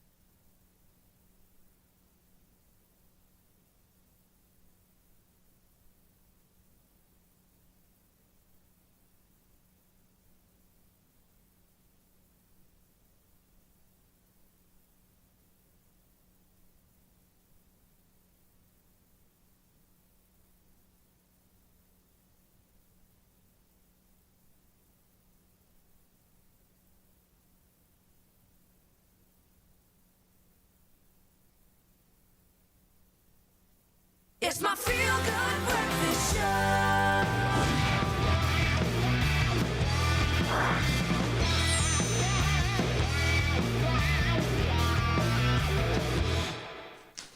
Oh, yes, you know what time it is, of course. Welcome back. We're still kicking it with JP Sebastian, and he's providing us with some more trailers to get pumped and hyped up for that are going to make us think, going to make us laugh, and going to keep us entertained as much as his spirit fingers are as well. JP is still with us, of course. I must say, the theme of this one, these three, if I can try and pick it up before you mention it to us, has this got to do with family and upbringing, or am I completely off here? What's happening? Sure, what you said. Cool. We don't need you. No, that's not a bad guess. Like, these are just trailers, so like we still don't really know what the whole movies are about. So you might be onto something, but mostly I just chose these because they're either weird and wonderful, or weird and just totally weird, or in the case of the first one, weird and evil. So what is this first one? The title's called Lamb, but what is so weird and evil about it exactly? Okay, so for a start, there's Noomi Rapace, who's just a fantastic actress, has acted in a bunch of stuff that's, you know, gets under your skin. Whether Prometheus with Ridley Scott, or you might remember from The Girl with the Dragon Tattoo, the Swedish version. She's a fantastic actress. And, oh, by the way, there, it's an A24 in the corner. Everyone's going to speak in hushed tones now. You're like, no, A24. That's the studio that has brought us, like, masterpieces over the past, I think it's 10 years that it's been around. Great for horror movies. If you really are a horror fan, obviously you're a fan of A24. They made The Witch, they made Midsommar, they made Hereditary, they made Under the Skin, which is, everyone slept on that, which is so good. This one, however, is the story of a couple, and they live in Iceland, and everything is going peachy. They've got the farm, they're married, they're struggling to have a child, though. So, in a weird folkloric way, they find a newborn baby on the farm and decide to keep it, which is just like, oh, wow, what are you doing? I'm sure there's some sort of social services. As we do, we just keep the baby. So, fortunately, that trailer wasn't spooky enough for folks, but at least there was this atmospheric feel, right? Yeah, and also, I must just say, the visuals on that, JP... So, sorry to interrupt you. I totally look. Yeah, go for it. We've got that Zoom thing happening where we're talking over each other at the moment. Apologies. But I just had to comment on the visuals of this. It looks incredible, very iconic, very dramatic. All the making of what is something that's definitely going to be eerie and spooky. And I think that trailer does do a little bit of justice to that. Sorry to interrupt you there, JP. But again, moving on to the next one, Annette, I believe, or Annetta. Something similar, I believe, or somewhat of a twist to this one. That's right, Ryle. I'm Icky on the scene, talking about Annette to some people. Your scope of language is clearly just very imaginative. It's just the name Annette. But yes, no, it is arty, so you can call it what you like. The director is Leos Carax, and this guy has a very weird reputation. So he'd probably be pleased that you got the name as fanciful and colorful as you did. Adam Driver stars Marion Cotillard. So obviously we know Adam Driver as the new Darth Vader dude. Forgot the character's name, but whatever. Yeah, you know the face. You know Adam Driver. And he's no stranger to weirdness as well. Obviously, he's done all the Star Wars stuff. But I'm so glad to see an actor as high profile as himself willing to do these small, sort of more strange artworks. Marion Cotillard people should probably recognize from Inception. But seriously, you've got to know this actress by now. She's fantastic. La Beyond Rose or Rust and Bone. Watch her French stuff as well. 2 Days and One Night.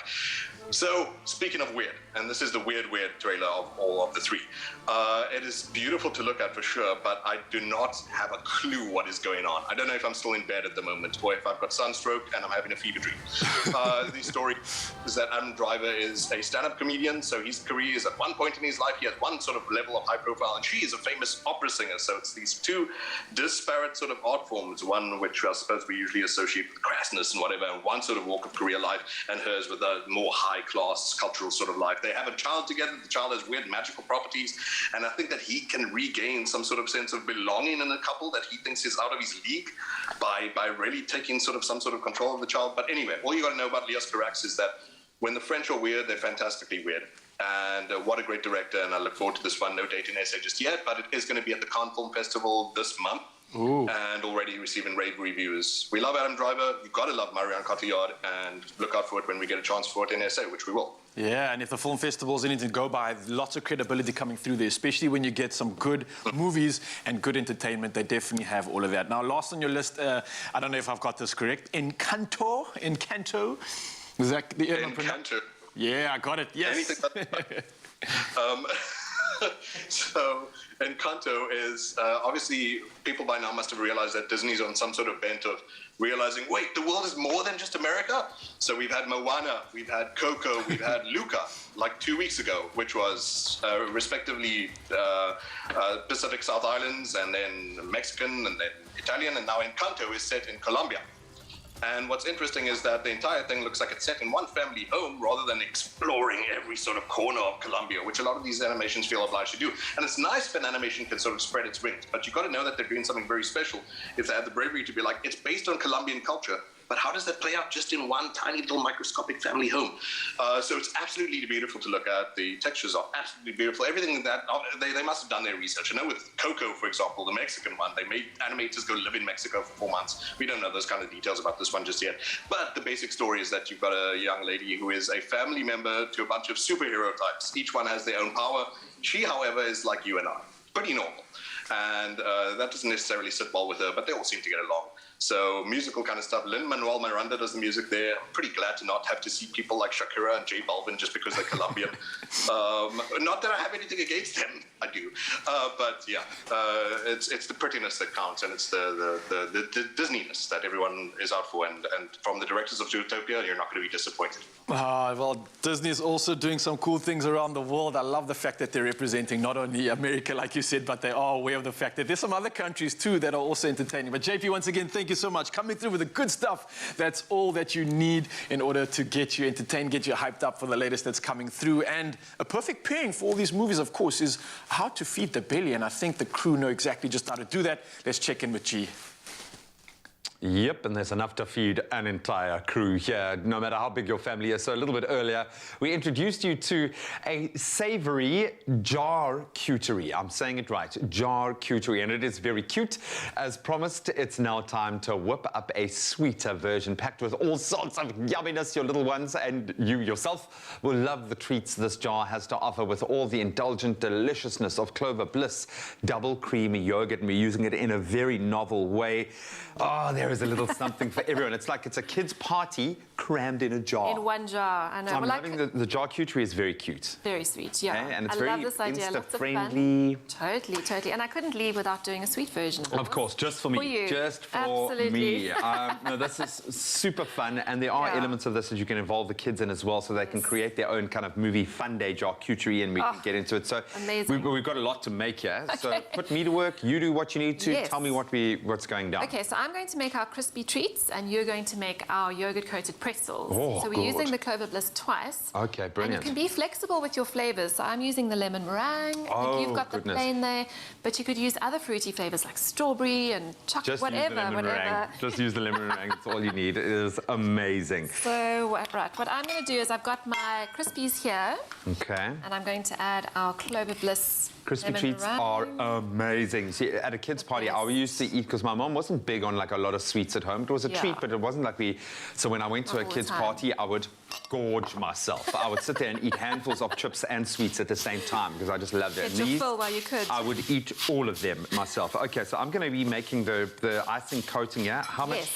So some icing sugar and about a 1/4 cup of the Clover Bliss.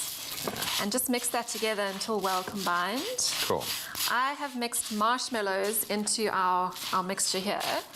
And so what you'll need to do is just melt this in the microwave or on the stove, just a couple of seconds at a time. Just let let it all melt and mix together. Combined. And then you'll have a mixture a bit like that.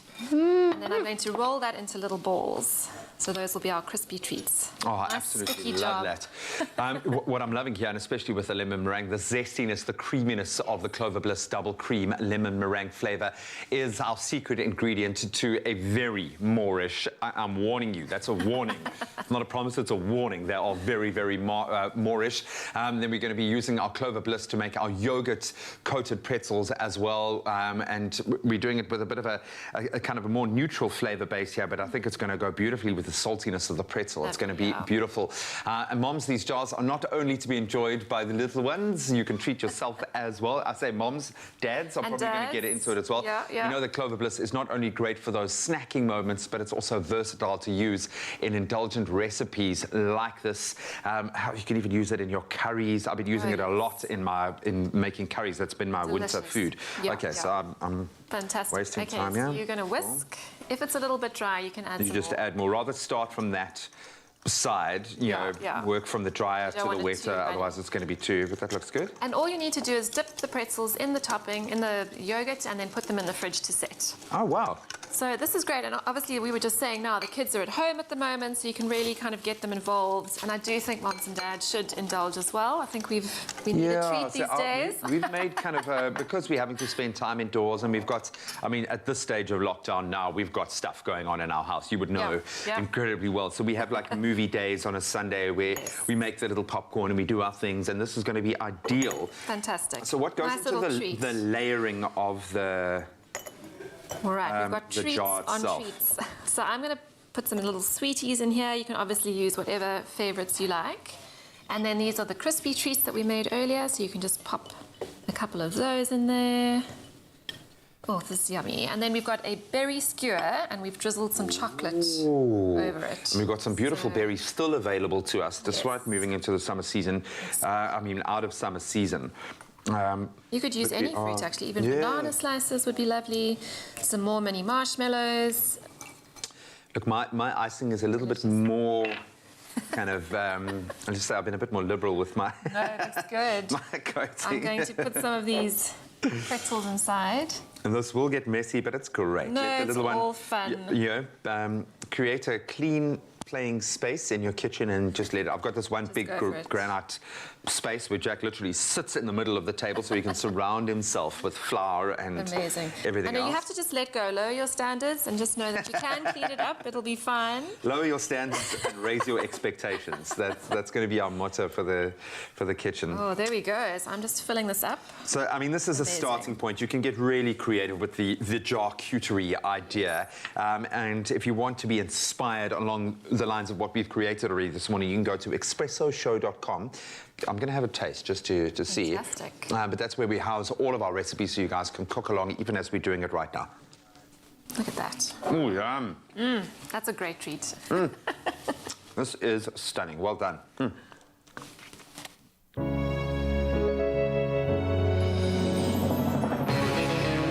With the creamy decadence of double cream bliss from Clover, yogurt has never been so irresistible. Made with love by Clover.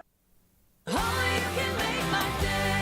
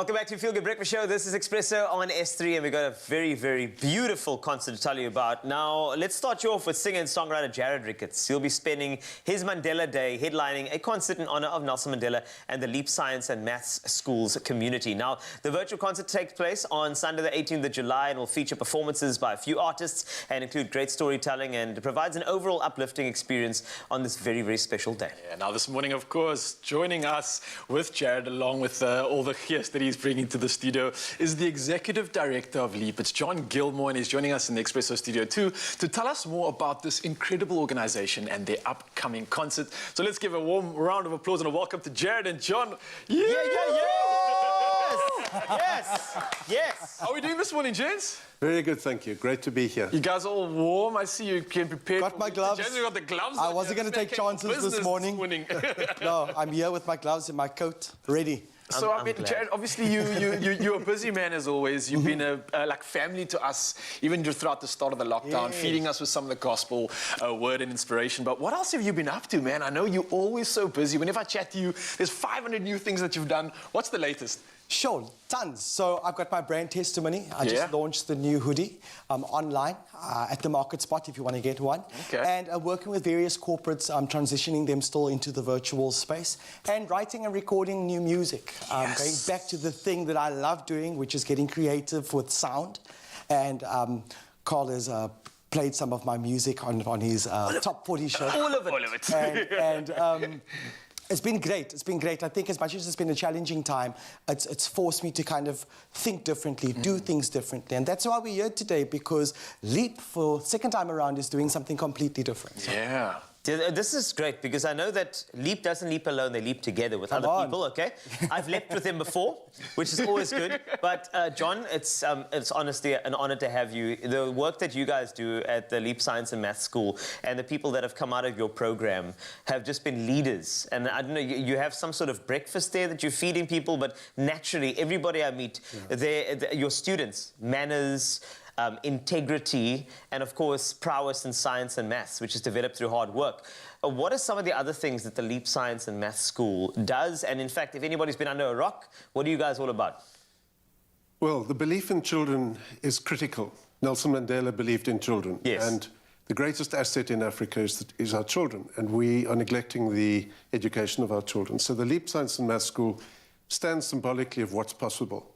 Go into the most difficult spaces, work with young people with high expectations, wrap around love and care, lots of time on task, hard work. That's the breakfast cereal. Yeah, it's there we go. Hard work and a value shift. You shift the values. Don't shift just think about content. Think about the whole person. So we have 6 schools across the country, 2 in Johannesburg, in Diepsloot and Alex, 2 in Cape Town, in Langa and Crossroads, 1 in Garankuwa and 1 in Limpopo and Jane First. And we've been running since 2004, and we've had over 2,500 graduates. 75% of them have gone to university and have gone through university. So we're proving what's possible. Bear in mind that's against a 5% average for the communities that we're serving. So it is possible. And when we've got an ambassador like Jared who comes in and says, let's make magic, because obviously we have to collect some cash for this work. Indeed. We're working in spaces where families can't afford to pay for the full education. They make a contribution, all do, as much as they're able to. But this is the work. And Mandela Day gives us a wonderful opportunity to celebrate his legacy and to feed the children. Yes. Absolutely love that. Love that. Now, talking about the celebration and talking about the opportunity that we have right now, we've got this benefit concert happening. And Jared, I believe you mentioned you're going to be using your magic to create magic. You're going to be performing, of course, which is just a great box tick. But who else would you maybe be performing with? Who else can we expect at the concert? Sure. So we really wanted to bring a variety, you know, and the kind of playlist or show that you would never really see too often. So I'm singing. We've got Norzo, in fact, performed on Expresso a few weeks ago. We've got Leah, who's a television presenter and singer. We've got Weedy Fire, dance crew, and we've got a rapper, Chevy. She's all the way from Atlantis. And together we're going to be celebrating Nelson Mandela and making some good cash for Leap so that they can continue the amazing work that they are doing. Yeah, for sure. This is good, and I mean the passion that, can you see Jared's passion? That's exactly what is beautiful about Leap. Whenever you collaborate with him, suddenly the passion flows through your veins. That's what it is. I'm really passionate about youth, and we've gotten to do some amazing projects together, and I've got to witness firsthand, as you've mentioned, the enthusiasm of the team, and it's inspiring, and I think what they represented is it really takes one person to take the initiative, and we can create positive change in this country. I remember Jared coming into an Easter party with hundreds of little children in Zone 17 in Langa, and just singing to these beautiful children aged somewhere between 3 and 9, and they were just spellbound by his, by his charisma. But I knew too that we were eating into the heart of this man who's got a big heart, and so we're really proud to be working with Jared, and we've walked a long journey together, and he really brings an energy. But I also want to applaud his ability to unlock talent. Leap is about developing the talent that is there. It's not like we create it, we just unlock it. And Jared does the same in the industry, and applaud him for that. Oh, you guys are... That's so kind. Thank you. Wow. So I feel like this is a bromance, actually. And I think that's the thing. It's when it's passionate people coming together, we can do amazing things. Hopefully this sparks an idea to so many people who are going to watch the show on Sunday to realize that in their own communities they can affect positively. Quick one before we go. What can people do to get involved? How can they support Leap and get involved in the concert too? Get a ticket on Cricket. Come on. Get a ticket on Cricket. All right, get a ticket on Cricket. Yes. As you said, get a ticket on Cricket. You're going to flight all the details. Absolutely. As well. 150 Rand, it's a commitment, and you can make a donation, but it's going to be a joyous 67 minutes. That's the length of the concert from start to finish. We have a number of voices in there. I'll be in the studio trying to sneak onto the stage like I've done today. You might dance to a song. We don't know. We're still deciding. We're trying to work on it. Oh, well, there you have it, ladies and gentlemen. Of course, you can get your ticket on Cricket to the magic to this show where these performers and these beautiful souls are going to be uplifting, inspiring, and doing everything that you would expect on that beautiful Nelson Mandela Day. Thank you, guys. Thank you. Thank you so much, boys. 2 minutes before 8 o'clock, time to have a final look at what's happening in and around the world. Starting with your national news. Now, the Department of Health has temporarily closed vaccine sites in areas affected by looting and unrest. Now, those in areas that have been affected are advised to defer their vaccination. The electronic vaccine data system will automatically reschedule missed appointments. The public has also been warned not to buy any medicine from anyone other than registered medical practitioners after several pharmacies and medical centers were looted.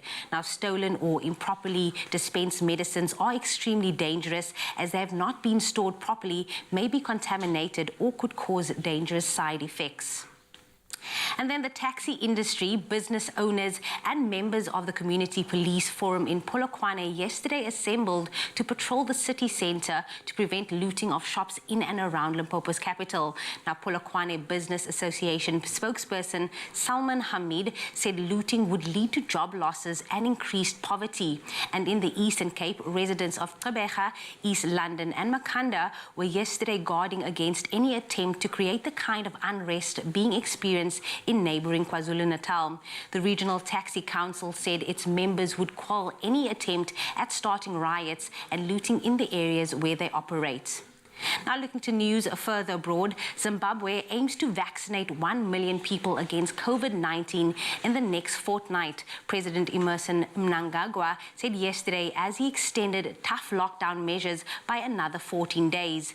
Now, faced with rising infections and deaths, Mnangagwa earlier introduced tough lockdown measures that included a dusk to dawn curfew and curbs on intercity travel. He said infections were rising at a very alarming rate as the more transmissible Delta variant spreaded locally.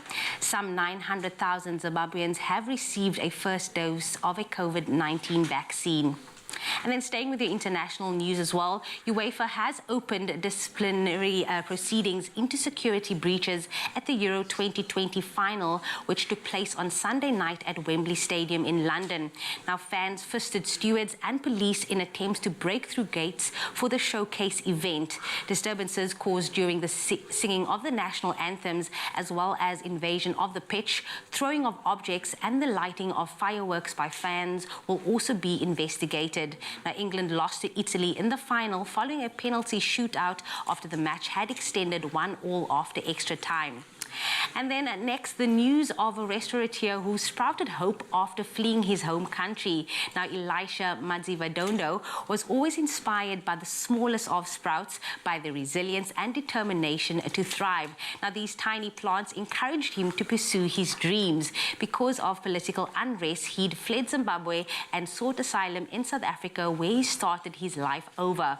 Now, after a stint in construction, he then quit and approached the Odamolan Eco Village in Pinelands in Cape Town, where he acquired a section of land on which he built a greenhouse and started cultivating microgreens and other edible plants.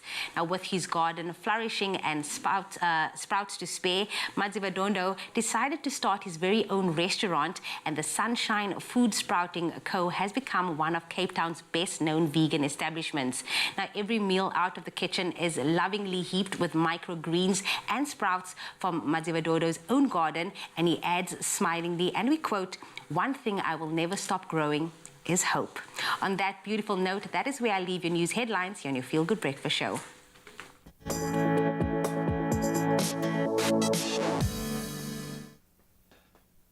Thanks so much, Jamie. Let's start with a humbling moment for the Proteas. Ireland won the second one-day international match against South Africa by 43 runs at the Village in Dublin yesterday.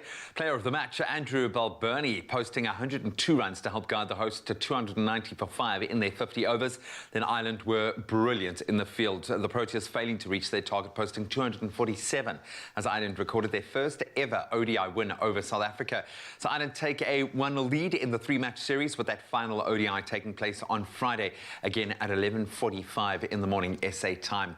Then Bafana were on fire last night. Bafana booking their place in the COSAFA Cup semi-finals after thrashing Lesotho 4-0 in their Group A clash at the Nelson Mandela Bay Stadium yesterday. Victor Letsoalo, who played in his first match for South Africa at a senior level, scored a hat-trick on debut, with his first goal coming as early as the 5th minute. Sibelele Mkolisa then added his name to the score sheet as Bafana maintained their perfect record in the group after registering 3 successive victories, and of course they do still sit at the top of the group. And then we round off with some sad news. A 20-time Grand Slam winner Roger Federer has had to withdraw from the Tokyo Olympics due to injury. The 39-year-old, now ranked 9th in the world, took to social media to wish his country, Switzerland, the best of luck at the Games, and also announced that he would not be participating due to a knee setback suffered during his grass court season. Federer has had a well-publicized ongoing knee problem and underwent 2 knee surgeries, in fact, last year. And that's where we round off our sport. Let's see what the crazy weather for today has in store.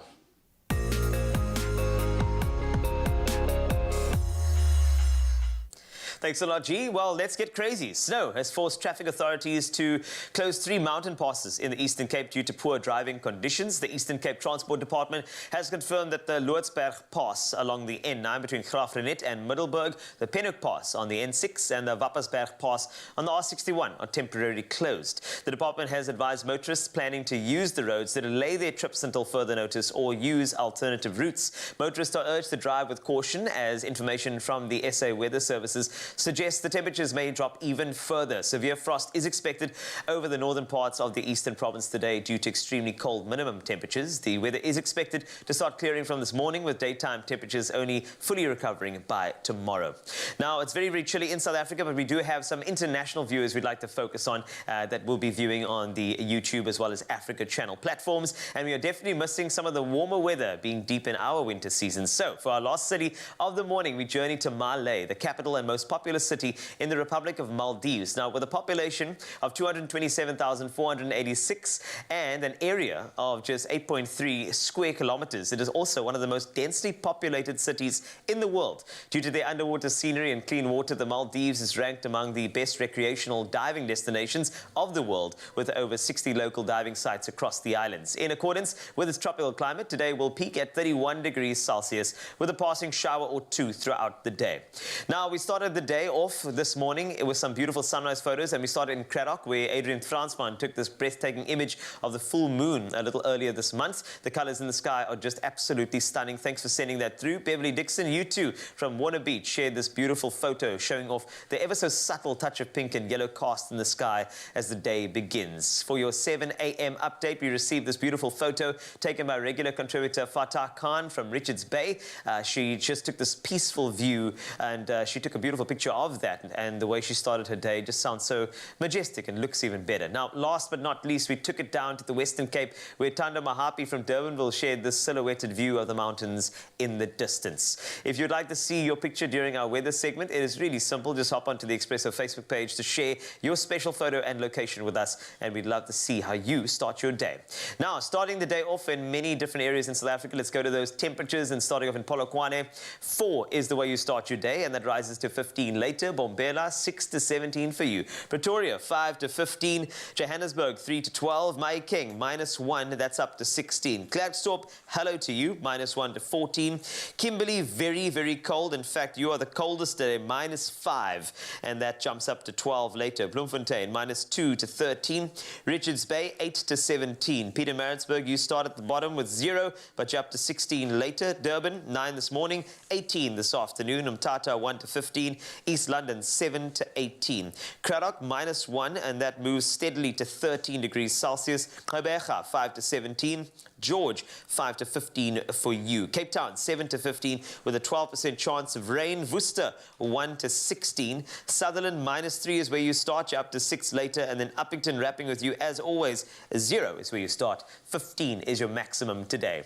That's a wrap of the weather on your Feel Good Breakfast Show. Do remember to send your sunrise photos to us. We'll pop it into another weather report sometime this week. Just go to the Expresso Facebook page. Let me tell you, everybody, we are being spoiled with actress royalty on the show this morning. We've caught up with screen and stage actress Zenobia Kloppers, and now actress and TV presenter Charisma Basday joined us on the couch before she's about to make us a lamb stew recipe. I'm already like smelling all the flavors from the kitchen. I cannot wait. Well, look, while we get to spend time with both lovely ladies, we decided, well, why not? Let's play a game, right? And this one is called Guess the Iconic Movie. And how it works is I'm going to give you a line from a movie, and you're going to get to then guess what that movie is. And it's as simple as that, right? Simple as that. So I'm going to ask you ladies, how competitive are you? I'm very competitive. Did you see how they looked at each other? Yeah, I'm gonna get you. Need a buzzing sound as well. So if we do give you the line and you want to answer, give us a buzzing sound. Okay. Krishna, what's your sound going to be?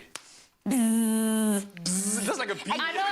You have to keep that bzzz for every single one, okay? So you locked it in. Okay. So, Debbie, what's yours? Okay.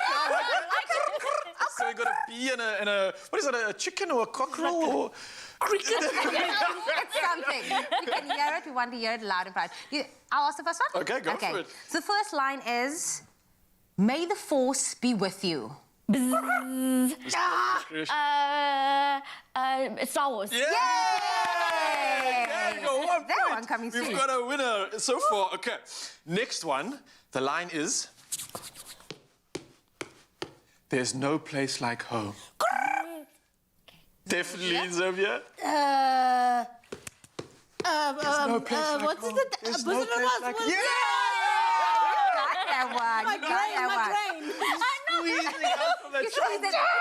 I love it.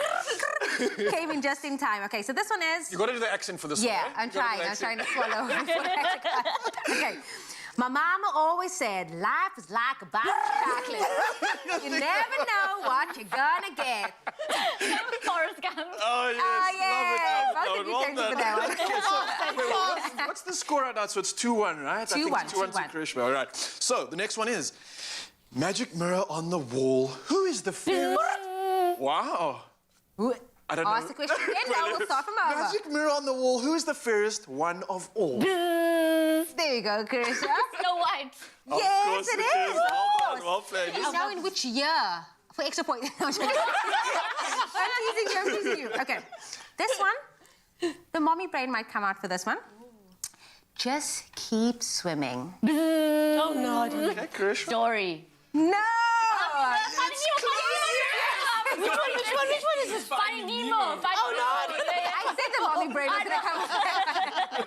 I love this. I must just say, you definitely do check out as actresses because you're nailing it so far. This is. Oh, no, not me. I'm like, You're doing good. You're doing good. Maybe this is your chance for the comeback. All right, so You're so fast on your back. Okay. I'm going to do the accent for this, and this is short and sweet. Here's Johnny. Oh, no. I think it's the accent. Try it in another accent. Here's Johnny. No? Okay, let me try it with his face. He doesn't like with this. Here's Johnny. That should give it to you. What that is? The Shining. I don't know if you probably never watched it. Old school horror I've watched movie. it so many It's an absolute classic. No, it's not even registering in my brain right now. We'll just blame his Oh, accent. good. Okay, It's we'll me. blame It's the me. accent. I'll take this one. I need to work on my accent. You did so good for that one. Okay, so here we go. Next one. Nobody puts baby in the corner. Oh, Krishma, you're coming through quite This quickly. woman is just too fast for the buzzer. Yeah. Slow it down. Dirty Dancing. Dirty dancing is right. Dirty dancing. All right. Snowy, I'm backing you on this one. Okay, But she's too fast for the buzzer. This damn bee is so fast. I have a baby. Everything's like. Right, I'm going to do the accent here as well. Okay. Embody. You know, just I'm chat. also just a girl standing in front of a boy, asking him to love her. Thank you for taking your time. Nodding hit. There we go. What was the accent, though? Yeah, it was. And she was she was nice to me. She didn't go fast. Let's see if she's going to be nice for the next one. Okay, I'm not going to do an accent for this one. Why not? Okay. You're going to take someone's eye out. Besides, you're saying it wrong. It's Leviosa, not Leviosa. I did hear a louder than I heard a somebody give it to Sorry. Harry Potter and the Philosopher's Stone. You got that one. Okay, we got the last one. Do it. Do it in your best. I don't want to do this. Are you standing? Channel. My precious. I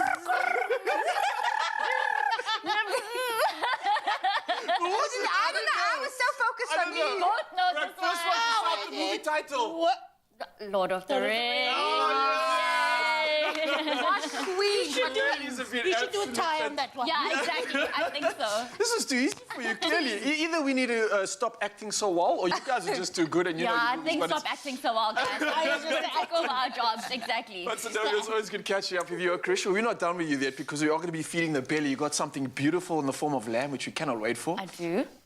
It's All right. looking delicious, so Okay. I can't wait to share. All right, Mzansi, don't go anywhere. These beautiful souls are going to be with us again, and we've got a belly to feed with some lamb, so stick around for that one. It's going to be good.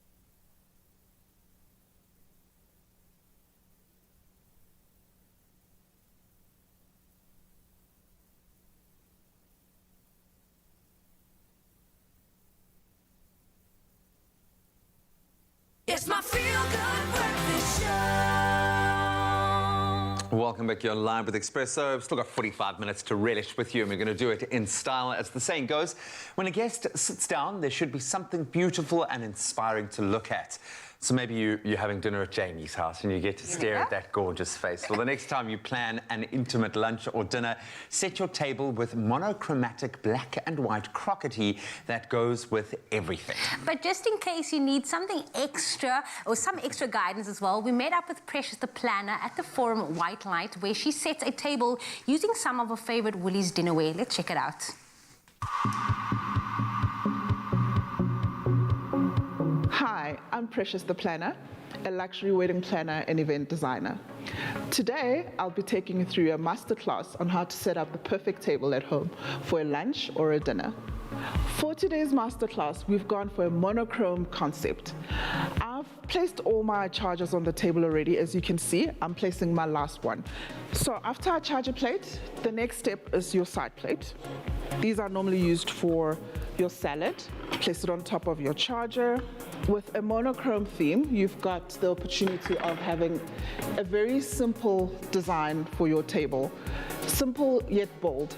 So because now we're all about intimate dinners and lunches at home with COVID, it's really nice to go all out when you're designing your table at home. Monochrome is very on trend. You can see the lines are very clean, it's unfussy, but because it's very simple yet a bit bold, you get the best of both worlds. If you can, please don't use paper towels. Use a fabric as your napkin. Stretch out your napkin and you place it on top of the charger and the side plate and tuck it in. So we've gone for gray, which blends very nicely with our colors. So the next way that you can do your napkin, hold one side and the other end of the napkin. I like to call this a croissant way of doing a napkin. Pull both sides in and voila. And you place it on top of your plate and tuck it both sides. So this is perfect if you want to put your soup bowl on the side and not on top of the table. Aesthetics are everything, so make sure everything is in line, it's neat. It adds to the experience of your dinner guests.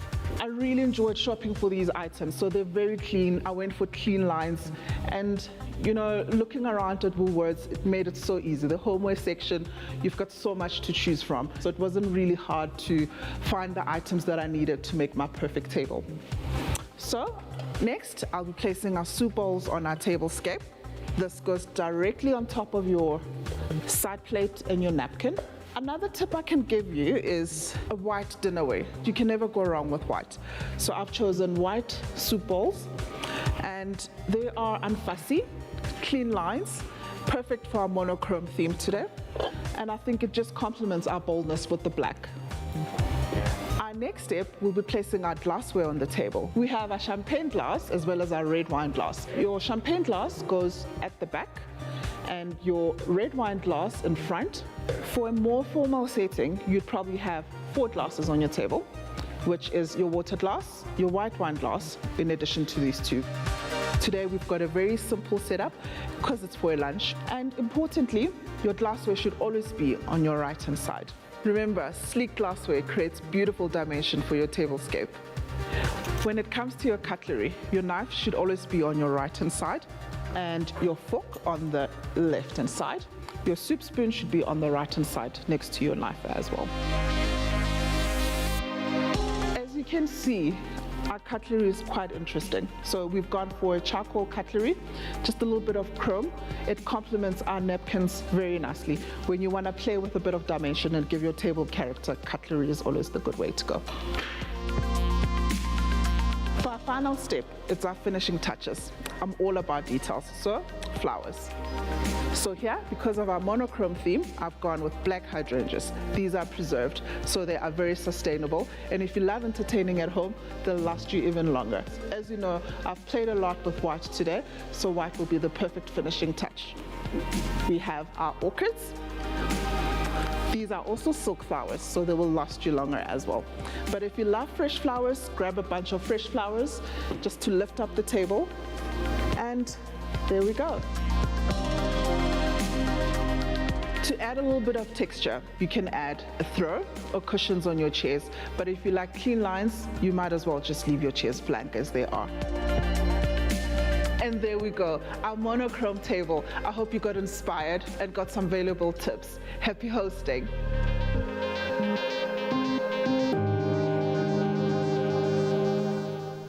Oh, I love it. Precious stuff, Lana, girl. Inspired. I like, just how simple and elegant it was. She didn't play... Striking, yeah. Didn't play around with a lot of colours, but just kept it simple and elegant. I know she said you could do away with the throws if you want to keep it kind of really low-key, but I love a throw, especially in winter. It's so nice if a guest can kind of take that and wrap themselves up. A fireplace is also a nice little addition there, but absolutely beautiful. And you can dine in style by shopping for your monochromatic black and white crockery and other dinnerware at Woolworths. And you can shop safely in-store, online, or use their amazing app.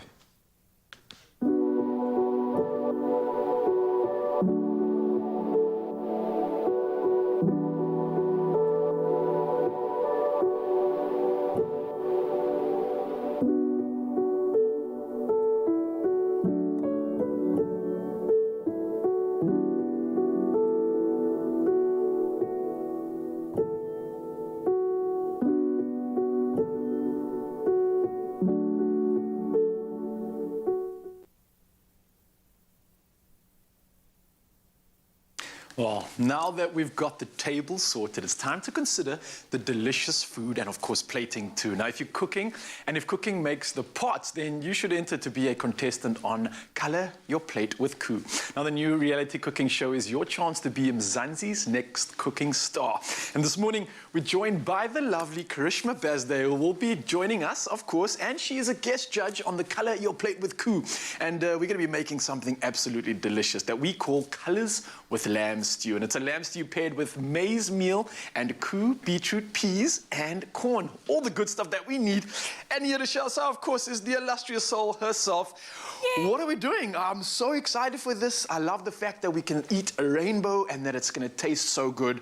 And I know that... And get lots of nutrients in. Yes, please. And the fact that you're a judge means that you got to do this right? There's no pressure. No.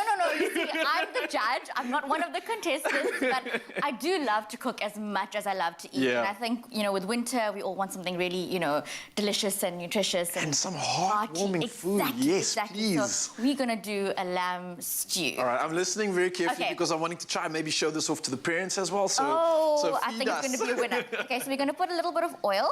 Okay. And a pan there in your pot, and then we're going to put in some onions. Okay. There we go.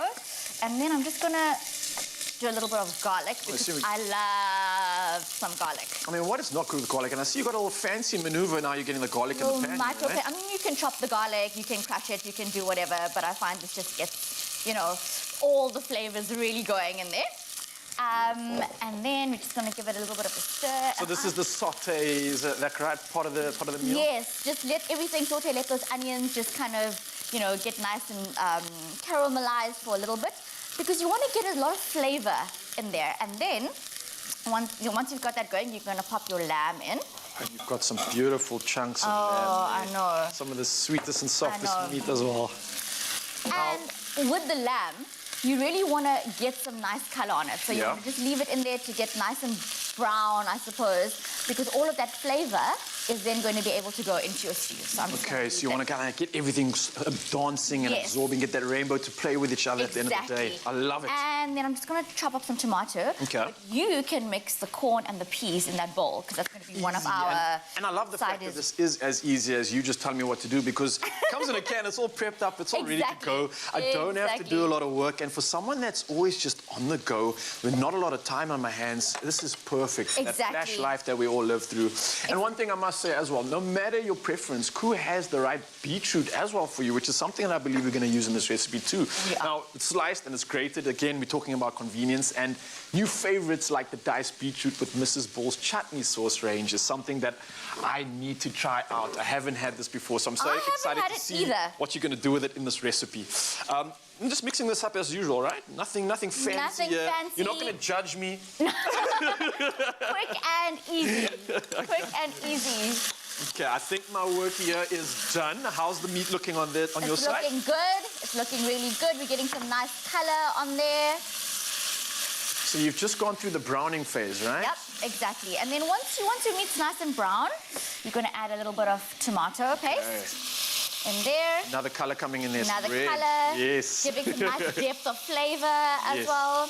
Going to put a bit of that in there. I was thinking to myself, this is such a fun way to just cook in the kitchen. Not only are we, again, using color, using variety, and using so much nutritional value, but also this is a fun way to like get the family and the kids involved. I mean, even something as simple as talking about color and talking about, hey, you're using some red in the meal now. What other things are red? And you could start playing a cool game with that. Exactly. And there's things that are like really quick and easy. I mean, you know, a kid, you know. Well, yeah, a big kid can even do this. A big kid can do it. Exactly that. So you want to just get that mixed in there. So obviously added the fresh tomato as well. And then we're going to put a bit of stock in there. While you are doing 500 things, let me see how good of a judge you are. You're going to be on the show, obviously, and this is something I imagine you're quite excited about. But being a judge, what exactly are you going to be looking out for? So I'm going to be looking for balance. Okay. Nutritional value, because I like a meal that packs a punch. Okay. Lots of nutrition in there.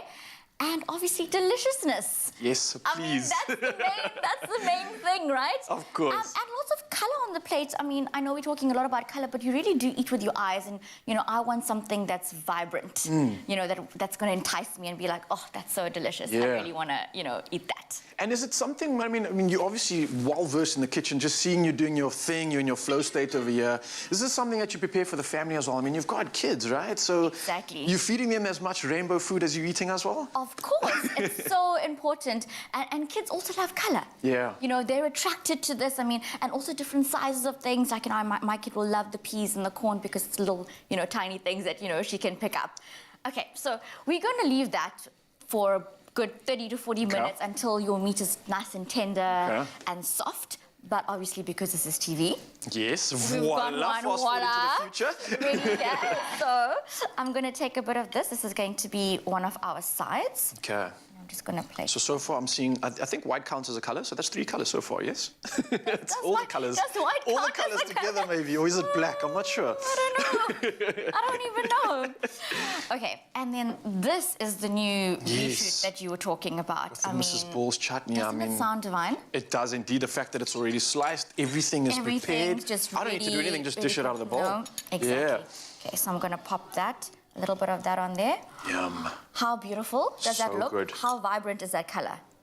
I mean, that's delicious. And beetroot is such a great oxidizer too. So good for vasodilation. Exactly. It's a great pre-workout as well. And then this. And then the beautiful lamb that you've just prepared. Oh, it looks so good. Look how good. Look how good. So, and then I'm just going to pop a bit of that over there. Everyone's just sitting here in silence, bated breath. I'm going to fast forward over to the future while you prepare that because my mouth is just salivating. I can't wait any longer. And here we go. As you would see, you've got the beautiful dish prepared over there. They actually look verbatim. And you guys saw it first here. Karishma had everything that we needed, and you can get the recipe on expressoshow.com. It's 7 colors with Koo, everything you need for nutrition, for vibrance, and that mummy feel that you want this winter. Well played. Yay! Now, of course, guys, if you want to enter as well, then don't despair because we've got exactly the tips that you need to do that too. Check this out. Are you Mzansi's next cooking star? If your cooking makes the pots born, enter to be on SABC2's new show, Color Your Plate with Koo. To be part of the show, buy any 3 Koo products and send Koo 5 a day to 072-741-5357 on WhatsApp and follow the steps to load a picture of your colorful meal with your own twist. Stand to win your share of 500,000 rands worth of prizes with Koo. Koo uzotwala.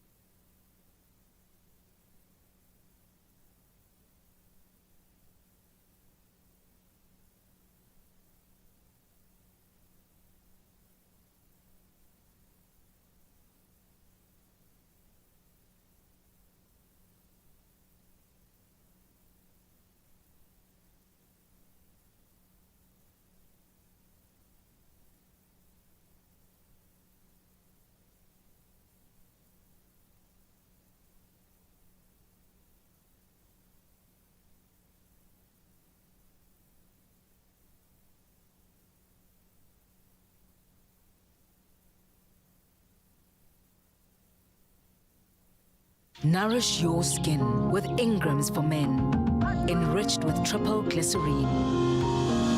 For 48-hour moisture and no stickiness. Ingrams, your skin, your brave. It's my feel-good breakfast show. Welcome back, everybody. This is your Feel Good Breakfast Show. Last few minutes to inspire you. Now, we're still hanging out with on-screen actress, TV royalty Zenobia Kloppers ahead of her guest appearance on Pasela on SABC2 at 7:30 p.m. on a Wednesday evening. Zenobia, you are such a vibe.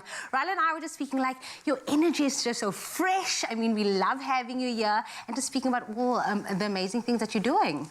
Yeah, thank you. It's so awesome to be here with you guys as well. I mean, it's like, you know, I'm not actually a morning person. It's weird. None of us are. Yeah, believe it or not. I think that's a prerequisite. So you come here, bit of adrenaline, bit of coffee, and you're on your way.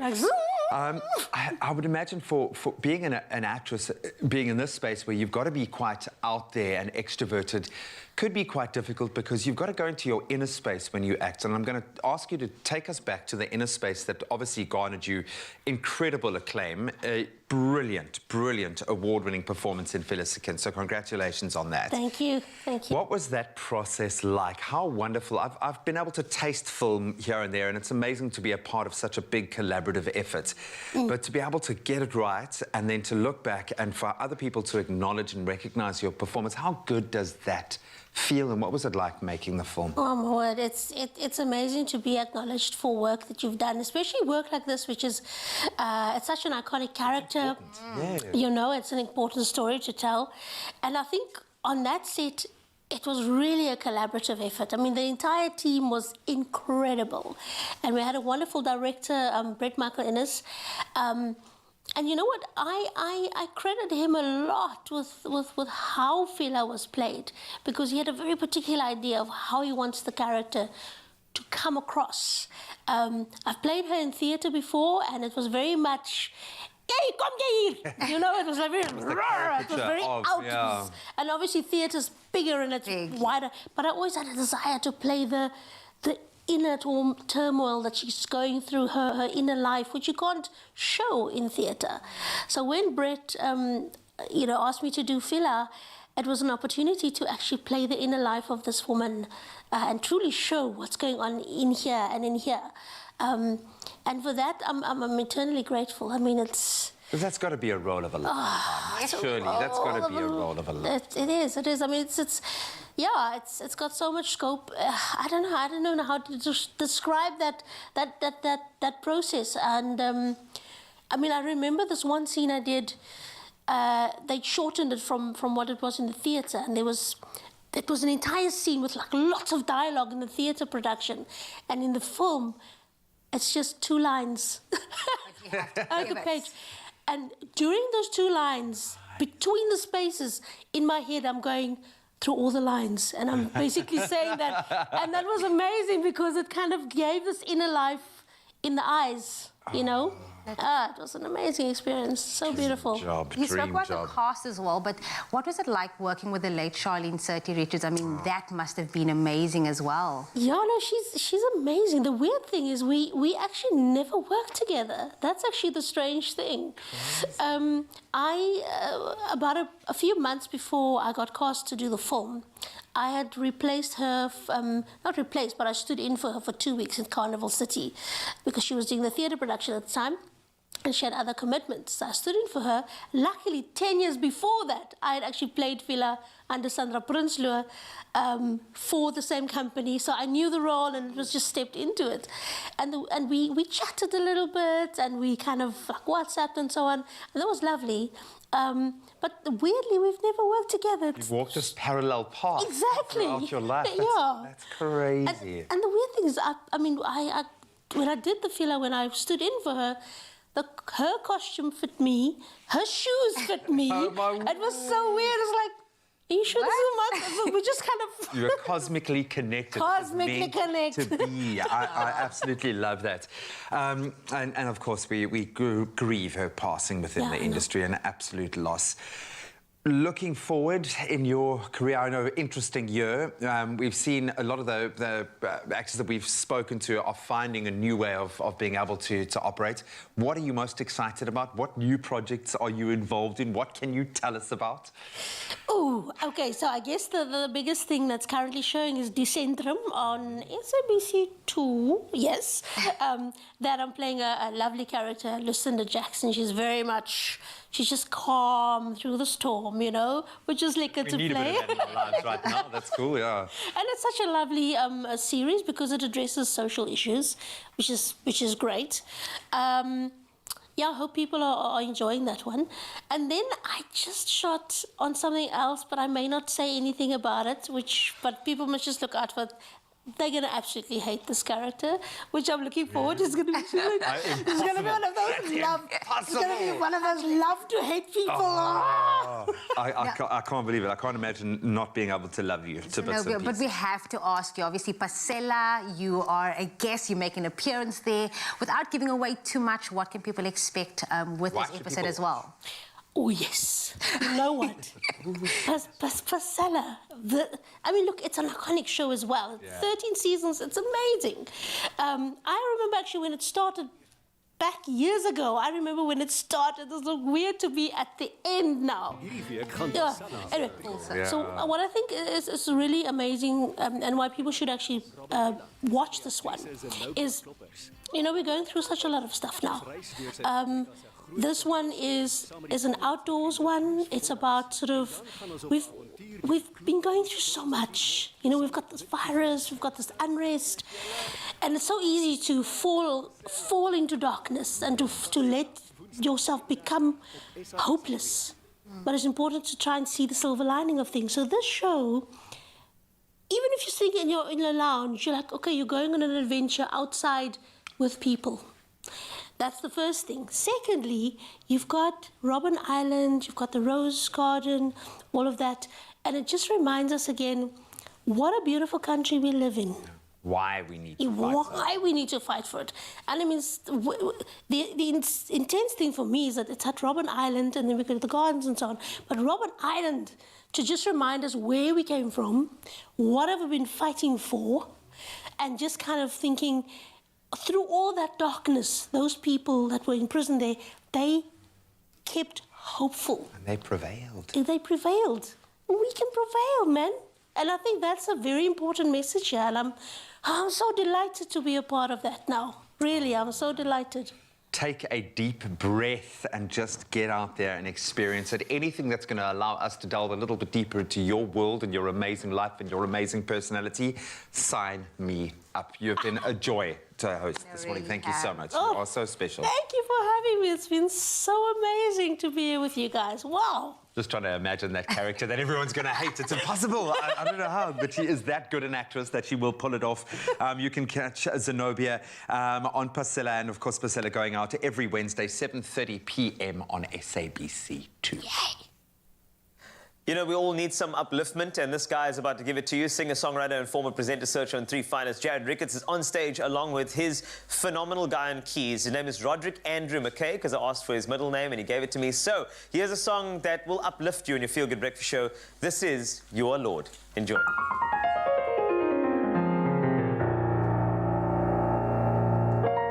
Lord, I come before you now. Take all the burdens that surround me.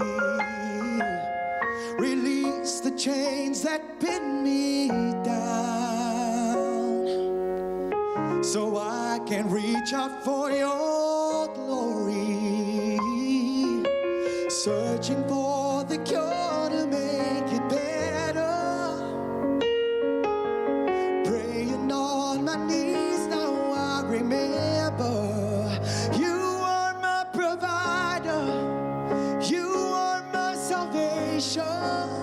Risen from the cross to conquer every nation. Unconditional, you love me. Your word, it tells me so. You cast away the enemy for everyone to know. You are Lord.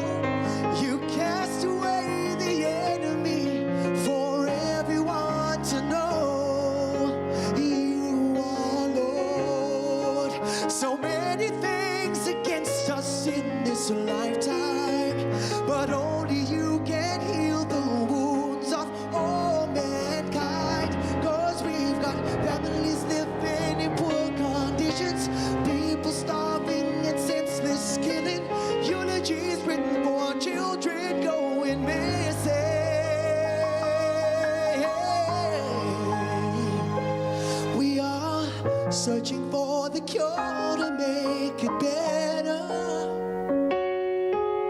Praying on my knees, now I remember.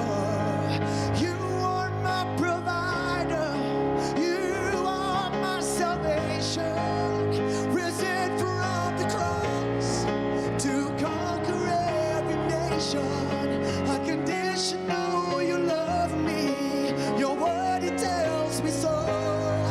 You cast away the enemy for everyone to know. You are Lord. You are Lord.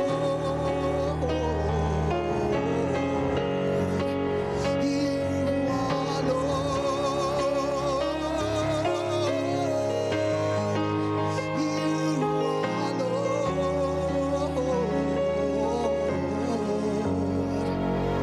You are my provider, you are my salvation, risen from the cross to conquer every nation. Unconditional, you love me, your word, it tells me so. And you cast away the enemy for everyone to know. You are Lord.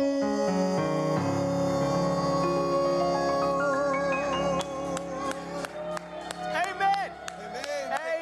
Amen. That was absolutely incredible. Do support Leap Science and Maths School. They got a Mandela Day concert with Jared Ricketts, and I can tell you it is going to be just like this, uplifting. Please go to Ticket and get your Quicket, or should go to Quicket and get your ticket. Just get it right when you say it. Coming up, we've got some Ever Hacks with Chef Clem as well as Graham. Just stick around.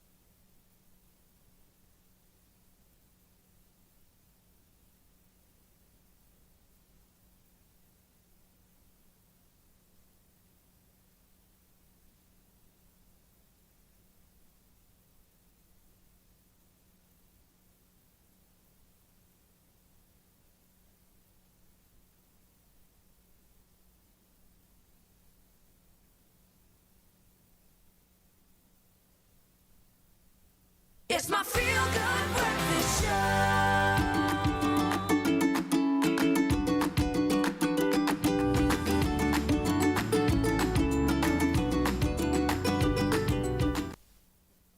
Good food equals good mood.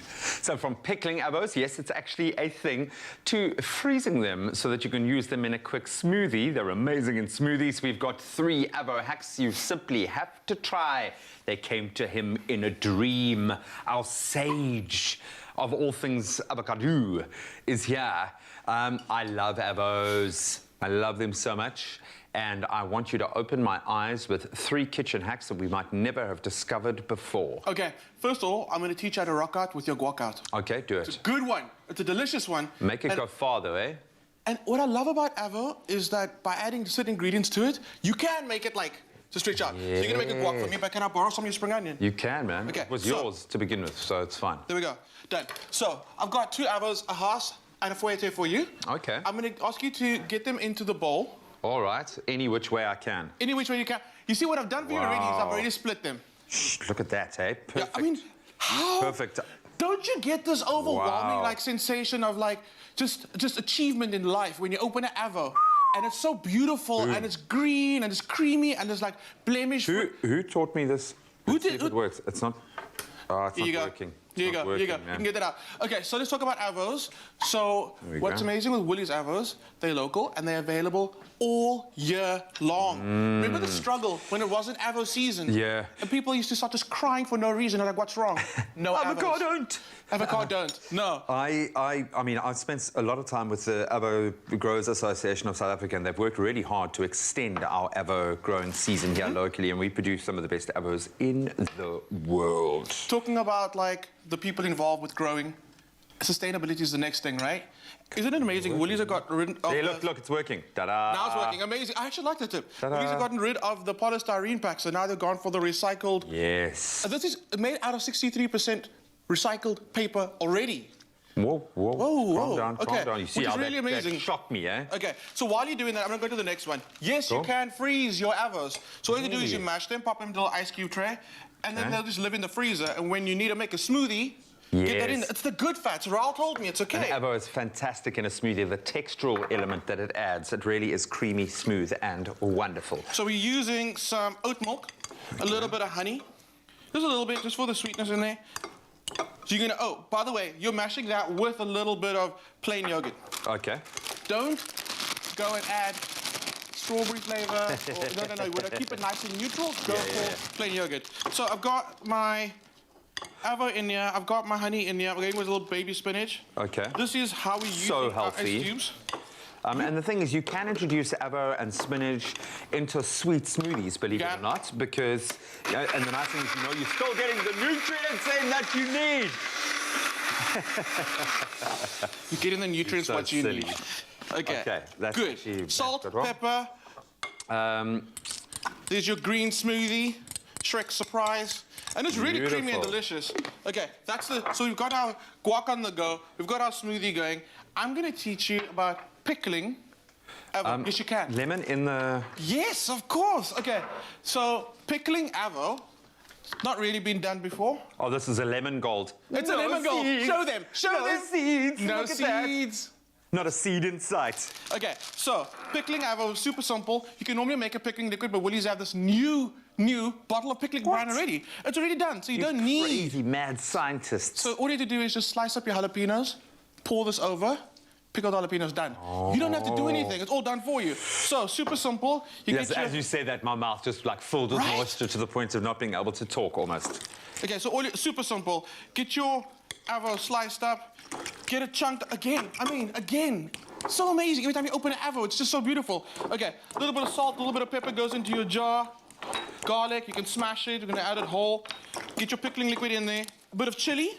I'm not gonna add the coriander because my friend G is not a fan of coriander. I've tried. I made 2 curries, and I tried, for the sake of my beautiful fiance, to include coriander. Then I had people kind of to taste and I was like, okay, no, you can add coriander if you want, and kept it in a separate bowl. Okay. Just can't do it, man. You tried? I did. I've tried. That's all I ask. Okay. For the team.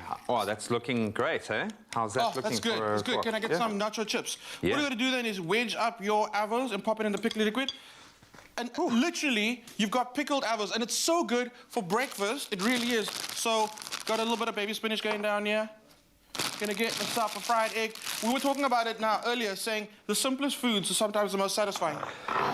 We've also got miniature pans like this now, and it's so cute, cooking like a little omelette for my baba in that mini pan. It's so cute when she's got her little 1-year-old sized omelette. It's so sweet. I think they're really great. I made a mess here, but I've come out with a beautiful guac. You've got your guac, and that's all I asked for. Cool, so then let's get some of this Avo out onto our eggs.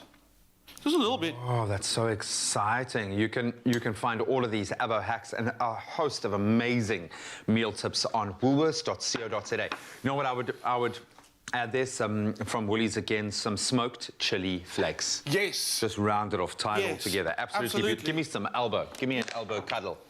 Beautiful, man. Absolutely amazing. Again, you can go to woolworths.co.za to find all of this goodness. Don't squeeze your Avos. Don't be that guy. Don't do it, man. Don't squeeze. See there? Don't squeeze. Sense. You use your Avo sense. And then you know. Trust. Trust is key. This is my breakfast.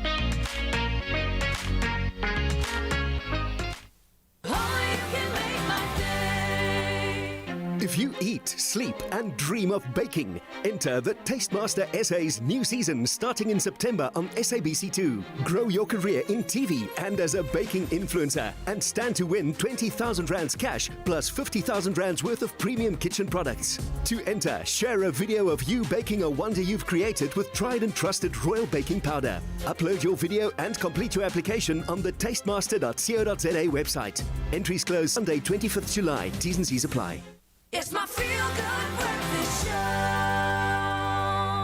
Welcome back, beautiful souls. Now, before we get into more of the good stuff, we first have to give our condolences because our beloved Jenny Morris, belated David Morris, which is her partner and husband, has just passed away, and we've just heard of the news of that. And the rest of the studio sending a heartfelt message of love and comfort and condolences to Jenny right now and the rest of the family. And with that, for anybody else that has potentially lost any of their loved ones right now, we at the Expresso family are just sending out our love and our comfort to everybody out there in this much needed time. And to assist us, we've got Jared Ricketts here still joining us this morning in commemoration of the upcoming concert that is coming up to celebrate all these incredible lives that we've been able to enjoy amongst these years, and of course benefit of the Mandela Day concert too. Jared, this is a special one, of course, that you're going to be delivering for us this morning, right? Correct. It's a song by Johnny Clegg, and as you've mentioned, I want to give a shout out to Jenny. You know, we love you, we're thinking of you, and every other South African who has experienced loss during this time. And I'm hoping I can lift your spirits with this song. It's Spirit of the Great Heart. And as much as we are going through trying times, let's stay hopeful, let's stay encouraged, and let's enjoy this moment right now. So sending love to all of you with Roderick. We're going to do this for you. All right, well, with some mourning and as well as celebration of the beautiful life, take it away, my friend. Thank you so much. All right, South Africa. So where you find yourself, on that couch, I want you to get up and clap to the people me like this. It's all about you having a good time. Right now, it's a celebration of life. Here we go. The world is full of strange behavior. Every man has to be his own savior. I know I can make it on my own if I try, but I'm searching for the great art to pass me by underneath the African sky. A great art to pass me by. Here we go. Well, I'm searching for the spirit of the great heart to hold and keep me by. Oh, I'm searching for the spirit of the great heart under African sky. Sometimes I feel like you really know me. Sometimes there's so much you can show me. Hey, come on. There's a highway of stars across the heavens. There's a whispering song, oh, wind in the grass, yeah. A rolling thunder across the savannah.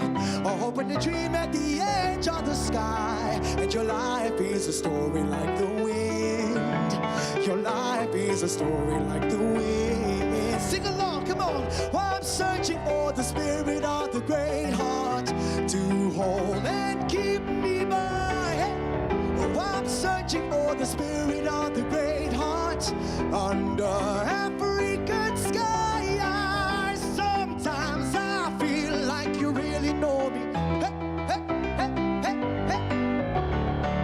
Sometimes there's so much you can show me. Sometimes I feel like you really know me. Sometimes there's so much you can show me. Oh, I'm searching for the spirit of the great heart to hold and keep me by. I'm searching for the spirit of the great heart under African sky.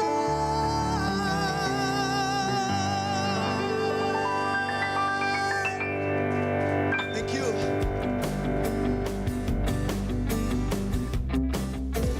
Say it with steaming hot breakfasts, soul food Sundays, and slow-cooked dinners that will warm any winter. Made with love by Clover. Another feel-good production.